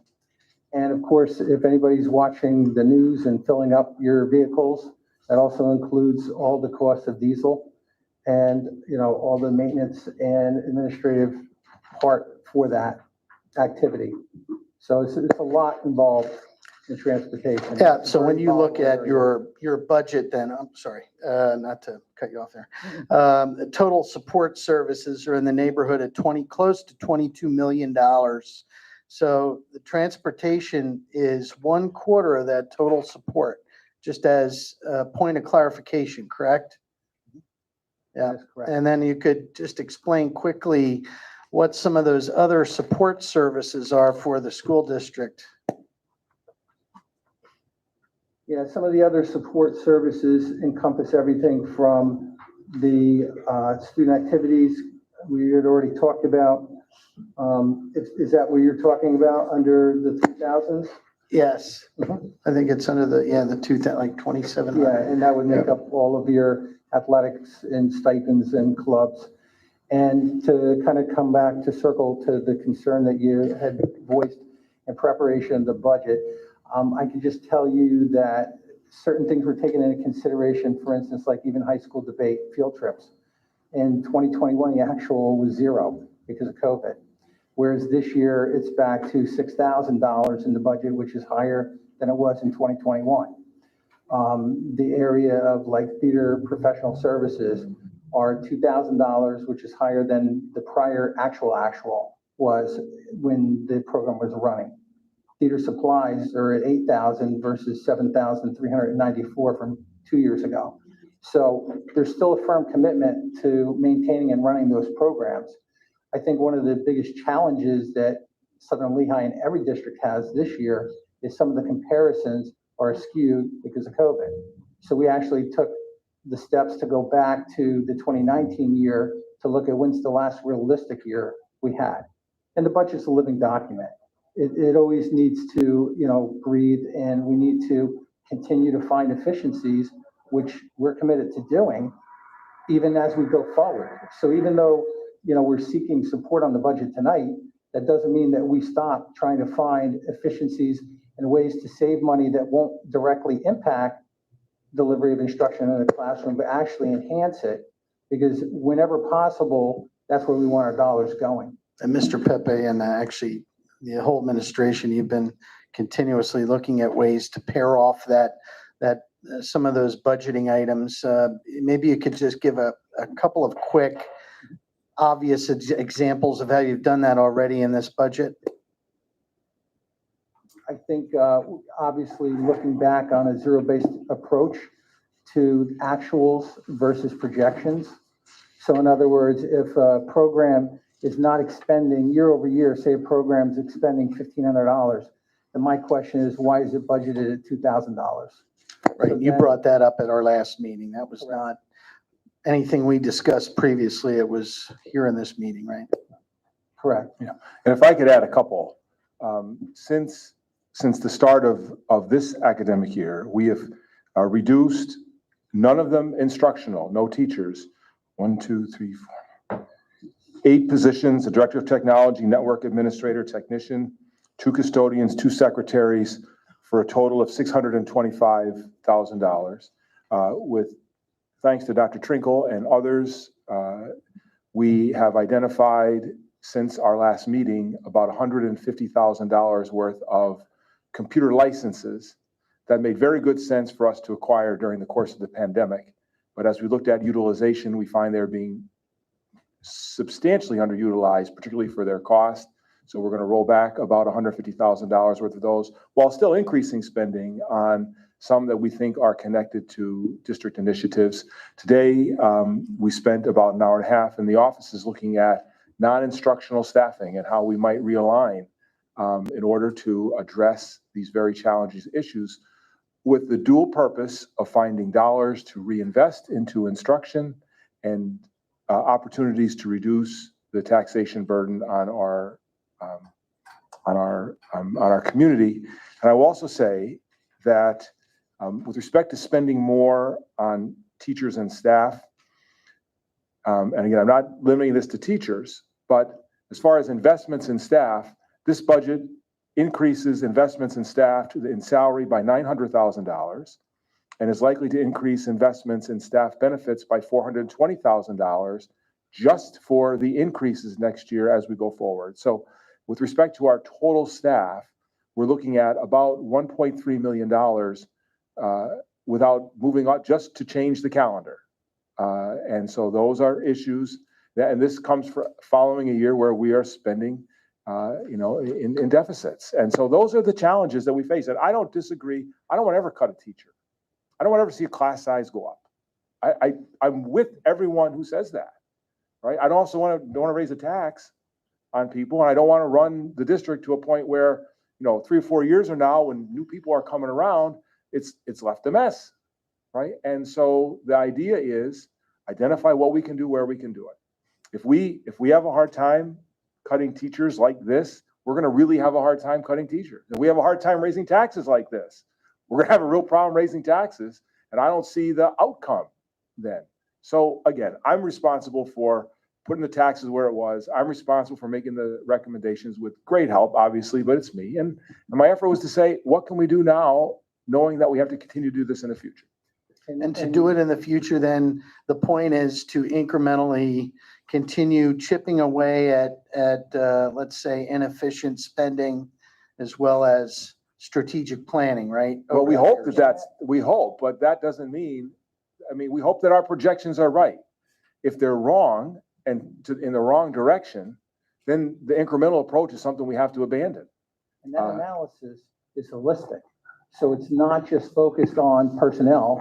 It goes through the entire operation of the district. And, we listen to the information. One of the discussions actually came back to the bills list. I know that Bill was asking about the Verizon bill, which I got a hold of the Verizon rep, and that's one of the account analysis that Dr. Mann is talking about. And as a result of going through there, that's why the bill is as high as it is, because a lot of the hotspots for COVID were required and necessary, but are they moving forward? So in the analysis, we look at utilization, and Ken has helped, that point with me. And then the other thing I look at is even the cell phones that we do have, are they properly being utilized? Are they properly categorized? Do we need to have that plan? And why do I have 2 individuals who basically have the same utilization and one's paying $10 a month more than the other plan? And that's simply because until you call the rep on the carpet, they're going to continue to take the premium. So that's a lot of what's going on. And we're even looking at copiers. We're looking at basically every aspect of the operation. And that's certainly my intent and goal. And I know that's all of the administrators up here. That's our intent and goal as we move forward. So even though this is what we're putting before you tonight for approval, it doesn't mean our job is done. I appreciate that. I want to make it Okay, clear. before you continue, are there any other Seriously? board members? Like- Because I think everybody should have Okay, an Stephen opportunity. has spoken up quite a bit too. Okay, so there are So other has people who have Bill. I not mean, like, are we spoken. logging time? I was Yes, gonna we are. actually say Everybody something has, in positive. Robert's rules, everybody has an opportunity to speak before we go back to you. So we are going to allow other members of the board to ask questions and make comments with Mr. Pepe before we go back to Basically, you, you're Dr. asking for Sharif. anybody else but me, and then maybe you'll give me some time at the end. Like, I is there a certain said time you'll give I will come me? back to you Mom, once or- everybody else has had an opportunity, okay? I don't have any questions. I just wanted to say that I looked over the budget and I do trust the decades-long experience of Mr. Pepe and Dr. Mahan to do the right thing. And that's it. I don't have any questions, just kind of listening and trying to take it all in and understand everything. Thank you for assisting in that way. Thank you. Anyone else? I just have one real quick question. Could you just, under 3,300 community, this is non-instructional services, community services, what are those costs? Yeah, The that's, 85,000. the bulk of that is support to the local library. And that's in the area of 74,000, I believe. And, that's pretty much the biggest piece of that. Is that something we're required? I have to? no Yeah. idea. That's one of I the mean, questions I've asked, if it's a requirement. And it's very simple. If you're required to do it, it's in there. Yeah. If it's not required, then again, it comes back to, it's a board decision of whether or not you want to continue to support that. In my research, my limited research, I've seen that it seems to be in there. But again, I've even spoken with Dr. Mann, and I'll be honest, it's not that that's something I'm as familiar with. Yeah. I actually contacted the Pennsylvania State Library grant, the person who runs the grants for the state of Pennsylvania, and he had stated that less than 50% of all districts give to their local public library. It is not, to his knowledge, a requirement whatsoever. I know that it is a requirement for a local library to receive state funds. They must have a $5 per capita, but that's up to them to fund that. That's not up to the school district. So I think that's something that I would support looking at critically, especially if it comes to cutting any any further teaching services. I'd much rather consider not contributing to the public library, which receives public funds. I feel like that seems to be a way of And again, just to make sure that everyone understands, by approving the budget tonight with that line item in there, doesn't preclude you from having that discussion. It simply means that there's money earmarked for that purpose that can certainly be changed to some other purpose, and/or if left unspent, it'll be part of the ending balance at the end of that fiscal year. Understood. Okay, anybody else? Dr. Shareen? It's Serene, not Shireen. Sorry, apologize. It's fine. One thing I want to make clear, I do take very seriously that I have a responsibility when I'm up here. So me asking questions, hoping that we can figure out a way to keep teaching positions is not me being rude to our administrators. Mr. Pepe knows Certainly not taking that that away from me. and he knows it, because I fully appreciate and have faith in our administrators, but at the same time, it's also my responsibility to see what we can do to make things better. And I do think that students should come first. I've heard that in campaign slogans, and I understand that you have to make tough decisions, and attritional costs is a good way to do it. I have one question that didn't get answered before. The cost savings based on the attritional cuts. In the past, I did ask, the teacher that is retiring from the middle school, the social studies position, was very highly paid because of seniority, years served, that type of thing, and rank. I know we talked about columns a little bit, but I mean, how much savings are we really achieving if you consider that, I guess is my question, because the assumption would be the position would not be filled at that same seniority level, generally speaking, because they wouldn't be seeking probably a position. So I'm asking the Right. question There because I would don't be- know. No, and I would tell you, now, and I've. He was the most I've- highly I've- paid, Right, right? and I've considered this for a very long time, and the answer is a complicated one.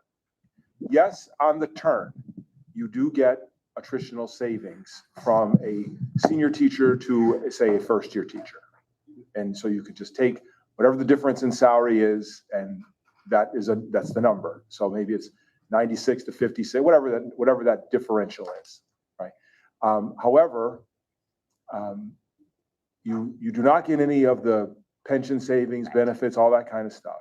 And generally speaking, the first-year teacher will then start to take credits along the way and experience movement, tuition increases, and all that stuff, whereas it's less likely that a senior teacher will do it.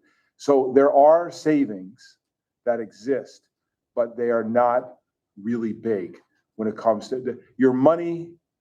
Your loss of service is in not replacing, but that's where your money is too. So would we, because of the, our greatest expense is staffing, I know that. So given because I did ask you, to be fair, at the last meeting, I wanted to know how likely 29 was at the middle school, because to me, that was a big jump. It was 32, 33%. So, and you weren't sure, and I understand you not wanting to misspeak. However, would you consider, or would the administration consider perhaps having some type of instructional aid, for example, like we have in other, because 29 kids is a lot in middle school. I picture a middle school classroom filled with students that are at a certain stage of life, and I don't know how attentive they are. And then, right, so it supports, right? Like it just happens, right, that it's social studies that's taking the hit at both levels. It just so happened that way. I know that wasn't intentional, but that would obviously cost less. I mean, we would still have, or part-time subs, long-term subs. So I don't know what the difference in cost savings with respect to benefits then would be. Just some ideas to throw out there. I know this is a prelim, as Mr. Pepe said. So I just am the type of person that keeps trying to find. Right, and we fix share that with you, Dr. Sri. We share that with, of It's clear trying I'm not to in the majority minimize. here. What's that? I'm sorry. No, we share with you this desire to minimize the impact on students, but while also trying to maximize the impact on budget. And I will never sit here and say that doesn't have an impact by having one less teacher. It's true, but as I sit here and look at the sum total of the circumstance, am comfortable with this recommendation. Any other comments or questions? I had one. In trying to frame this in our minds and compare it to situations we know outside of this district, I've heard references to college. I've heard references to class size and getting kids ready for the next step. I would just ask that in a district that says it continually wants to place so much emphasis on alternate pathways, alternate post-high school pathways, and technical schools and non-college avenues, I would ask that our frame of reference continually, it's difficult because those conversations have revolved around college, but I would ask that we frame these conversations in a way that recognizes those non-traditional students, those students who this might be the last subject class that they will be sitting in that area for potentially the rest of their lives. We keep talking also, if you flip that coin, about getting students ready for college if they choose to pursue it. In college, there are other professionals and supports and resources available to students who sit in class and then need additional. And this budget not only is stripping away teacher positions and raising class sizes, but it is also stripping away those supports in the form of, for instance, there have been ESSER funding. They're not being cut. It's in another form of attritional savings. But Dr. Mahan, you mentioned that there will be a high school, certificated high school English teacher and middle school English teaching position funded through ESSER that will no longer exist next year. That's taking away a support. They're not savings, though. No, they are not They're savings. not budgetary savings. No, they're not budgetary, but I'm talking about, you're right, Mr. Pepe, they aren't savings. but they are resources our students and our teachers currently have that will no longer be there next year. And the reason I'm speaking this way is because if there are two sides of this coin, right? Balancing the finances and being good stewards of our community's resources, and also providing the best educational experience and doing what's best for kids. And that's the conversation. And while it is not a cut, it is a support to English positions, well, not positions, ESSER positions, 2 math ESSER positions, and a special ed ESSER position, in addition to increasing class size. So if you're gonna make a college comparison, all I'm saying is some of those are also being taken away. And I understand it's a balance, and I don't want to raise taxes, and I do not like raising taxes. And I have not seen, I'm in the minority here, and I have not seen a budget that does not cut teacher positions. I just don't have, I'm not in a comfortable state to be able to support this budget, given that it reduces so much resource in 1 year. Yes, not through budgetary cuts, through ESSER funding and other attritional savings. But because I have not seen another option, I think that's why I'm in an uncomfortable state. So I would just ask that also, as we're thinking about this, we all think about all kids. That's all. And perhaps this is a distinction without a difference, but I'm going to make it. Well, we are following through on what the board did when it hired the ESSER people. That the board decided, and I think very wisely and very appropriately, that these positions would expire at the conclusion of federal funding. And so, again, perhaps a distinction without a difference, but perhaps not. We are following through on the direction that was provided when the board hired these people, that we are not cutting. These positions expire, and they expire at the direction of the prior board who approved them as such. So I think that I do not see us, this administration, stripping away without consideration but I see us following through on very wise, very thoughtful budgetary planning on the part of the board that hired these people with the full expectation that this night would come. I bring that up. And also, hang on, I want to add one piece to that too. Having worked with funding, especially federal funding over years, it kind of harkens back to like the ARA monies. These are always set up as temporary. They're designed to be temporary additional support. That's why they do expire. If they want to continue to provide the funding, then I think we would continue to take the assistance. But just like the ARA funds expired, so did a lot of those temporary positions. That's what's happening now, not just here, with many districts. Yeah, and I understand that distinction, and I think you're, in making those statements, I think we're trying to accomplish, the three of us, Dr. Mann, Mr. Pepe, myself, are trying to accomplish the same thing. I sit in this chair and I see myself as being a communicator to the community. And in order for the community to understand why perhaps taxes do need to sometimes go up, and in order for the community to understand why perhaps their children are going to have a different pattern of finding resources and supports in schools, this discussion tonight does not necessarily directly point out the loss of those resources. And you're right, it's a decision the board made.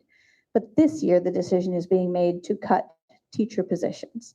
And elementary school class sizes will go up to potentially up to 26 in perhaps first grade. And Dr. Mann, you said that if those numbers hit, regardless of budgetary consideration, a teacher will be hired if that can be done in time. And that's all part of communicating to the community. I don't want to raise taxes, but if we do, this is why.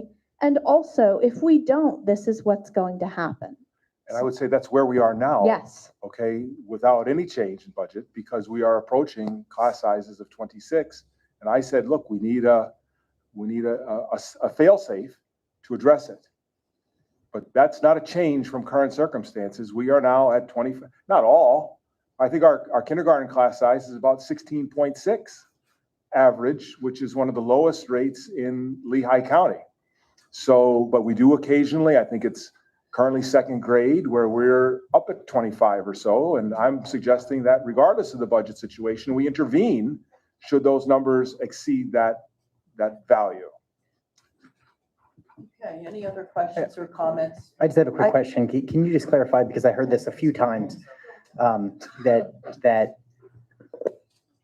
based upon the changes, based upon these attritional changes, that our elementary schools are being affected. Can you just clarify for that? Because my understanding is that these positions are in the high school and the middle school, but I just heard that elementary school class size are going up because of these changes. Can you just clarify that for me? I don't think if I said that, Sorry, Dr. Mahan, can you please clarify that? but you're saying you just heard, and I don't think I said that, and if I did, I did not mean to, because it's not my understanding that we have any attritional savings at the elementary level. Dr. Mann, do you want me to handle that? Well, I can only say, as it sits right now, and as I have reported, unless there's a change between now and the final budget, elementary class sizes under this budget, as described, will go down next year because we're going to add teachers if we get above 26. Now, if we have busloads of people coming in and we're scrambling, well, I can't speak to that. But when we look at this on its face, all else being equal, the discussion that we're having is a reduction in elementary class size coupled with a $160,000 investment in our reading arts program that is currently occurring, and another $160,000 that is planned for the fall. So with respect to elementary, we're really, really good in this budget, unless there's unexpected, unanticipated changes. Thank you. That's great. Good to hear. The only comment that I would make is just that, like, kind of piggybacking off of Emily a little bit, you're not replacing teachers at the middle school. And as Dr. Mann just said, we're saving a couple $100,000 by not replacing IAs, secretaries, tech people, all people that would support the teacher that's now going to have 29 students in her room. So it's not just the class size going up. It sounds like she said, the ESSER funding supports those. I understand they go away. I get that. But it sounds like we haven't replaced a lot of other people that would also be providing support, and that I take issue with that. Right. It sounds like we're saying, well, here, now you've got 29 students and less support. Good luck. Yeah, let me run through the positions that have been cut. Didn't ask permission for the board to do it. All right, I think I reported to the board that was being done, but I didn't ask for permission. Here's what I did, right? I cut it. Could I ask something as Yeah. you do this? Yeah. Could you state, as you're talking about the position being cut, right? If that position was a temporarily funded position, right, or if it was a existing pre-COVID position that we were funding right through local tax dollars? I can do that. I can do that. So the positions that we cut because federal funds are expiring, and we're really not cutting them, we're just following through on the decision that was made when these people were hired. A high school English teacher, a high school math teacher, a special ed high school teacher, an English middle school teacher, a math middle school teacher, and 6 instructional aides. Okay. I will note, all of those are instructional people that constitute a significant reduction in services. Right? Now, as far as the positions that we did not fill, because I said don't fill them, was a director of technology at $174,000 savings, a network administrator at $84,000 savings, a technician at $80,000 savings, 2 custodians at $73,000 savings each, one secretary at $78,000, and another secretary at $62,000. Now, certainly, indirectly, they support our kids. That's what all of us do.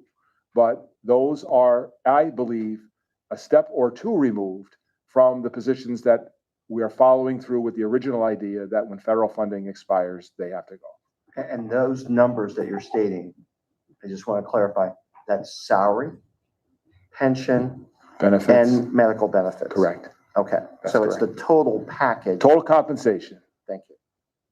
So I think that's what worries some of us a little bit, right? It's not that it was an intentional cut, right? The ESSER funded positions, we understand, were meant to be temporary. But my concern is it seems to be that we're making the attritional level changes and the ESSER related changes are occurring at similar levels with respect to education, right? It's the middle school and the high school that are going to take the brunt of it. And I recognize that it's important to maintain K through 3. So I appreciate you looking out for that despite, what the budget constraints are moving forward. But it sounds like, do we know what the reality will be then for multiple classes in the future at the high school and middle school, given the loss of English, math that you were mentioning? That's multiple, instructional positions like you mentioned. So are these kids now going to be facing larger class sizes in multiple subjects, that some of which have relevance to PSSAs and maybe? I would say Have we not looked at- larger, well, some of them are offering direct support, as Okay. in like a writing center, they will come down, but they Okay. don't have the writing center now. And with respect to class size, they would have they will experience larger class size than they would prior with those individuals there. Right. But their class sizes would be equal to roughly pre-pandemic levels. Which was what are average class sizes, I guess? Not for AP on, obviously to say. specialized classes. Yeah. And how do we measure up against other districts in the valley, I guess? What's average? We have, and I have a graph Because you on mentioned that. kindergarten, we're below, we're doing great, way right? below, 16, that's way great. below. Well, probably a lot of it's because people are in all-day kindergarten or in other private kindergartens, right? Because of certain needs, and they let me come say in at the this. first grade. No, I don't think that's at all the case, Okay. because if fewer kids come here, we could still hire fewer teachers and increase the class size. So I don't know, there might be less opportunity for repetition when there are fewer teachers, but clearly the lower class size, I think, is a very wise, conscious decision that this district has made over time. I just want to know what the impact would be on a larger scale for students in the middle school and the high school. That's what I'm asking, based on the combination. I will tell you, the loss of 2 social studies teachers with a staff of about 275 teachers in the context of all that we do, all right, I am comfortable in saying. No, I mean with the ESSER funded positions as well. I meant more of that, not I get 2 social studies teachers as small in comparison. So what is the impact of the loss of the aides and the teachers on class size? Yes. And I would say they're non-existent with respect to pre-pandemic, and with respect to pandemic, where they have been in there, there's no change in class size for the individual pull-out teachers, and there may be some increases. I'm not actually sure what they have been assigned, but that would have to be accommodated with the master schedule when it's completed. Okay, any other comments? I would just like, as Mrs. Gaiman said, in the spirit of community awareness, we talk about the ESSER funding mission and the purpose thereof. Just to clarify the 24-month item of that, just for those positions that are going away and that were decided upon to be done in 24 months, just that mission and how and why, very quickly. Thank you. I'm sorry. What was the purpose? The purpose, the mission of it, yes, the purpose, yes. I'm sorry. Sorry I about missed. that. I misheard. No, that's okay. I misheard. The purpose of it. The purpose was remediation for pandemic loss. That was the purpose. Okay, so, Mr. Jimmy, do you have anything further? Just on that last point, I would suspect if you were to now fund all those positions with local tax revenue, basically bring them on and fund them without the federal pay, right? I mean, there's no way you could possibly do that. I mean, you wouldn't even be able to raise taxes beyond the index to do that. Would that be happening? Yeah, you'd be. Yeah, and the reason we have all those is because we closed our schools. So I'll never keep bringing that up because I'm still fired up about it. So that's why they're there, because that's what happens when you don't send kids to school. You have learning loss that I don't think will ever be, regardless of how many ESSERs people you had or didn't have, will ever be recovered. Okay, so with that, let's move to a motion. Do I have a motion to approve the proposed budget? as presented. So moved. Second. Okay, let's take a roll call for this.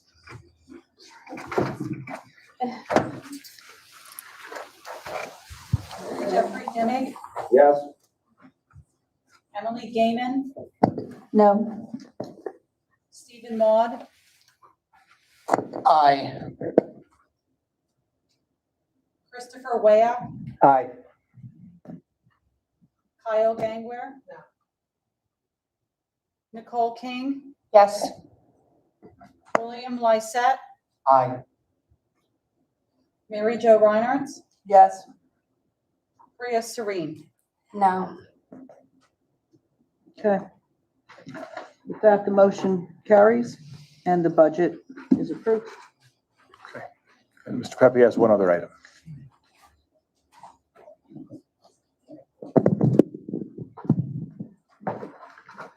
So in addition to the budget, the biggest challenge is the microphone.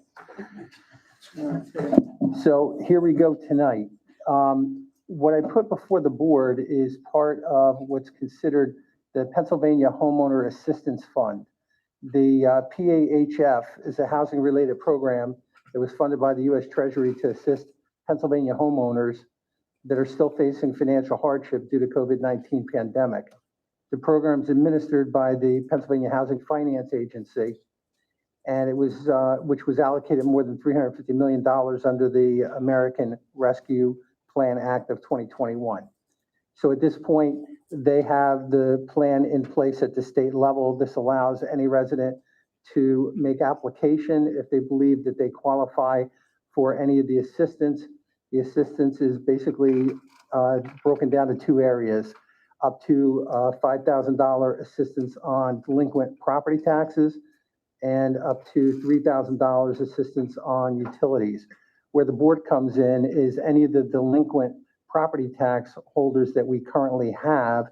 If they make application and are eligible, the state will step in and provide the assistance necessary to bring them up, and will pay on their behalf up to the $5,000, which would be deposited into our account, because if they do not pay the property tax, they end up going into delinquent.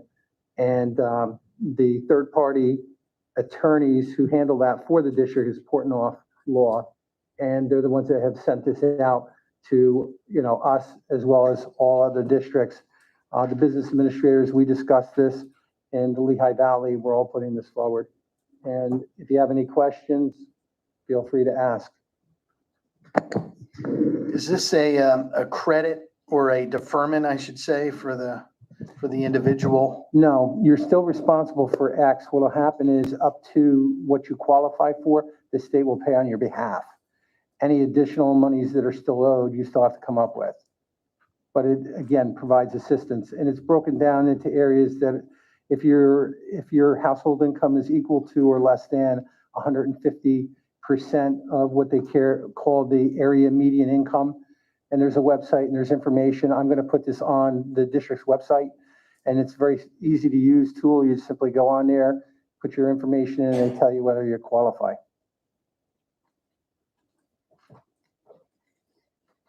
So it is income tested, right? So, you know, a wealthier individual in the district wouldn't be able to afford themselves this, more or less. Correct. Okay. Yeah, that'd be important to me. I don't know that would support the idea of, and it seems like whoever thought this up, you know, address that issue. So if it's geared towards middle income and lower income folks who have had, and I guess they would also have to show additional pains caused by COVID on their circumstance. Right, and basically, it's a scale that includes the number of individuals in the household. Okay. So it's kind of like free and reduced. They have a whole plan in place. You either qualify or you do not. Is it in perpetuity or continue, or is it just 1 year? How does that work? I have no idea, but I would Okay. assume it's going to stay in place until either the funding, runs out, and or they determine there's no longer any impact from COVID. Do you know how that's getting communicated to community members and taxpayers? Again, I'm going to put it on the district website. Certainly we'd want to over communicate rather than under communicate. And I would assume that the county of Lehigh taxation is also putting the information out. Our third-party administrator, Portnoy, they also have the information on their site. And pretty much anybody that falls into the delinquent category, you're already going to have a conversation with Portnoy. And they will advise you that this is available to you. So it's individually Yep. communicated as well. That's great. Yeah, Thank you, Ruth. you're welcome. Okay. I think we can move now to post-meeting comments from visitors. Nicole Dolan.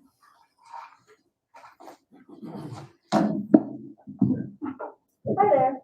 As one of the couple people who talked about both cuts via attrition and elementary class sizes, I wanted to make it clear, while I talked about both of those topics, I was not saying that they were related. I was here at the last meeting. I heard Dr. Mann talk about the positions that were not going to be replaced due to attrition, and I understood that those were not elementary school positions. On a separate topic, at least at Liberty Bell, I'm not familiar with Hopewell, we have a bit of a situation with class sizes. And if we don't have a new teacher at that school, some grade is probably going to suffer. And that's why there were members of the community who talked about it last time and at this meeting. I heard tonight actual misinformation. I hear statements like our class sizes at the elementary are at 25. And so only if we exceed 26, then we could get a new teacher and we would actually be reducing class sizes. The actual information, at least at Liberty Bell, again, I don't know Hopewell, is that outside of the Spanish immersion program, which has a different situation, I'm skipping over kindergarten because traditionally we have an influx of students, and I'm not going to pretend like I can predict what that will be going from the current kindergarten class to next year's first grade class. Our current first grade classes are about 20 students. Our current second grade classes are about 22 students. Outside of Spanish immersion, there is only one classroom that has 25 students in it, and that is third grade. That is because the third graders have 3 teachers outside of Spanish immersion. First and second grade have 4 teachers. Once the third graders leave, if we don't have a new teacher, there are 18 more students currently in the second grade class. We will absolutely go above 25 if we don't have another teacher there. I don't want another grade to suffer and have their numbers have to increase from either 20 or 22 above 20 to get up to the 26 or above that would necessitate getting a new teacher based off of what I heard last meeting and this meeting. So really briefly, all I'm saying is that there is only one classroom at Liberty Bell that has 25 outside of the Spanish immersion program. So we would not be reducing all the class sizes. We would just be barely maintaining our current class sizes. Within Spanish immersion, yes, some of those class sizes are at 29. That's the max I've heard of. Those teachers, my understanding is that they have aides. The other teachers don't. If I am wrong, feel free to correct me. But I am not okay with saying that since Spanish immersion can do it with 29, then other classes can because Spanish immersion has aides. Thank you.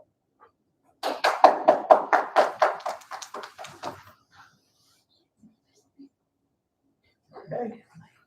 So with that, we are adjourned for this evening. We do have, I'm requesting an executive session of the board for the Okay. purpose of. May I just end on a positive note and thank our students for coming out tonight and participating. I never got to congratulate the robotics one. They're not here, but maybe they'll hear it on the video. But they did a great job and it's an inspirational project. So thank you to all the students that came to talk tonight and give their thoughts.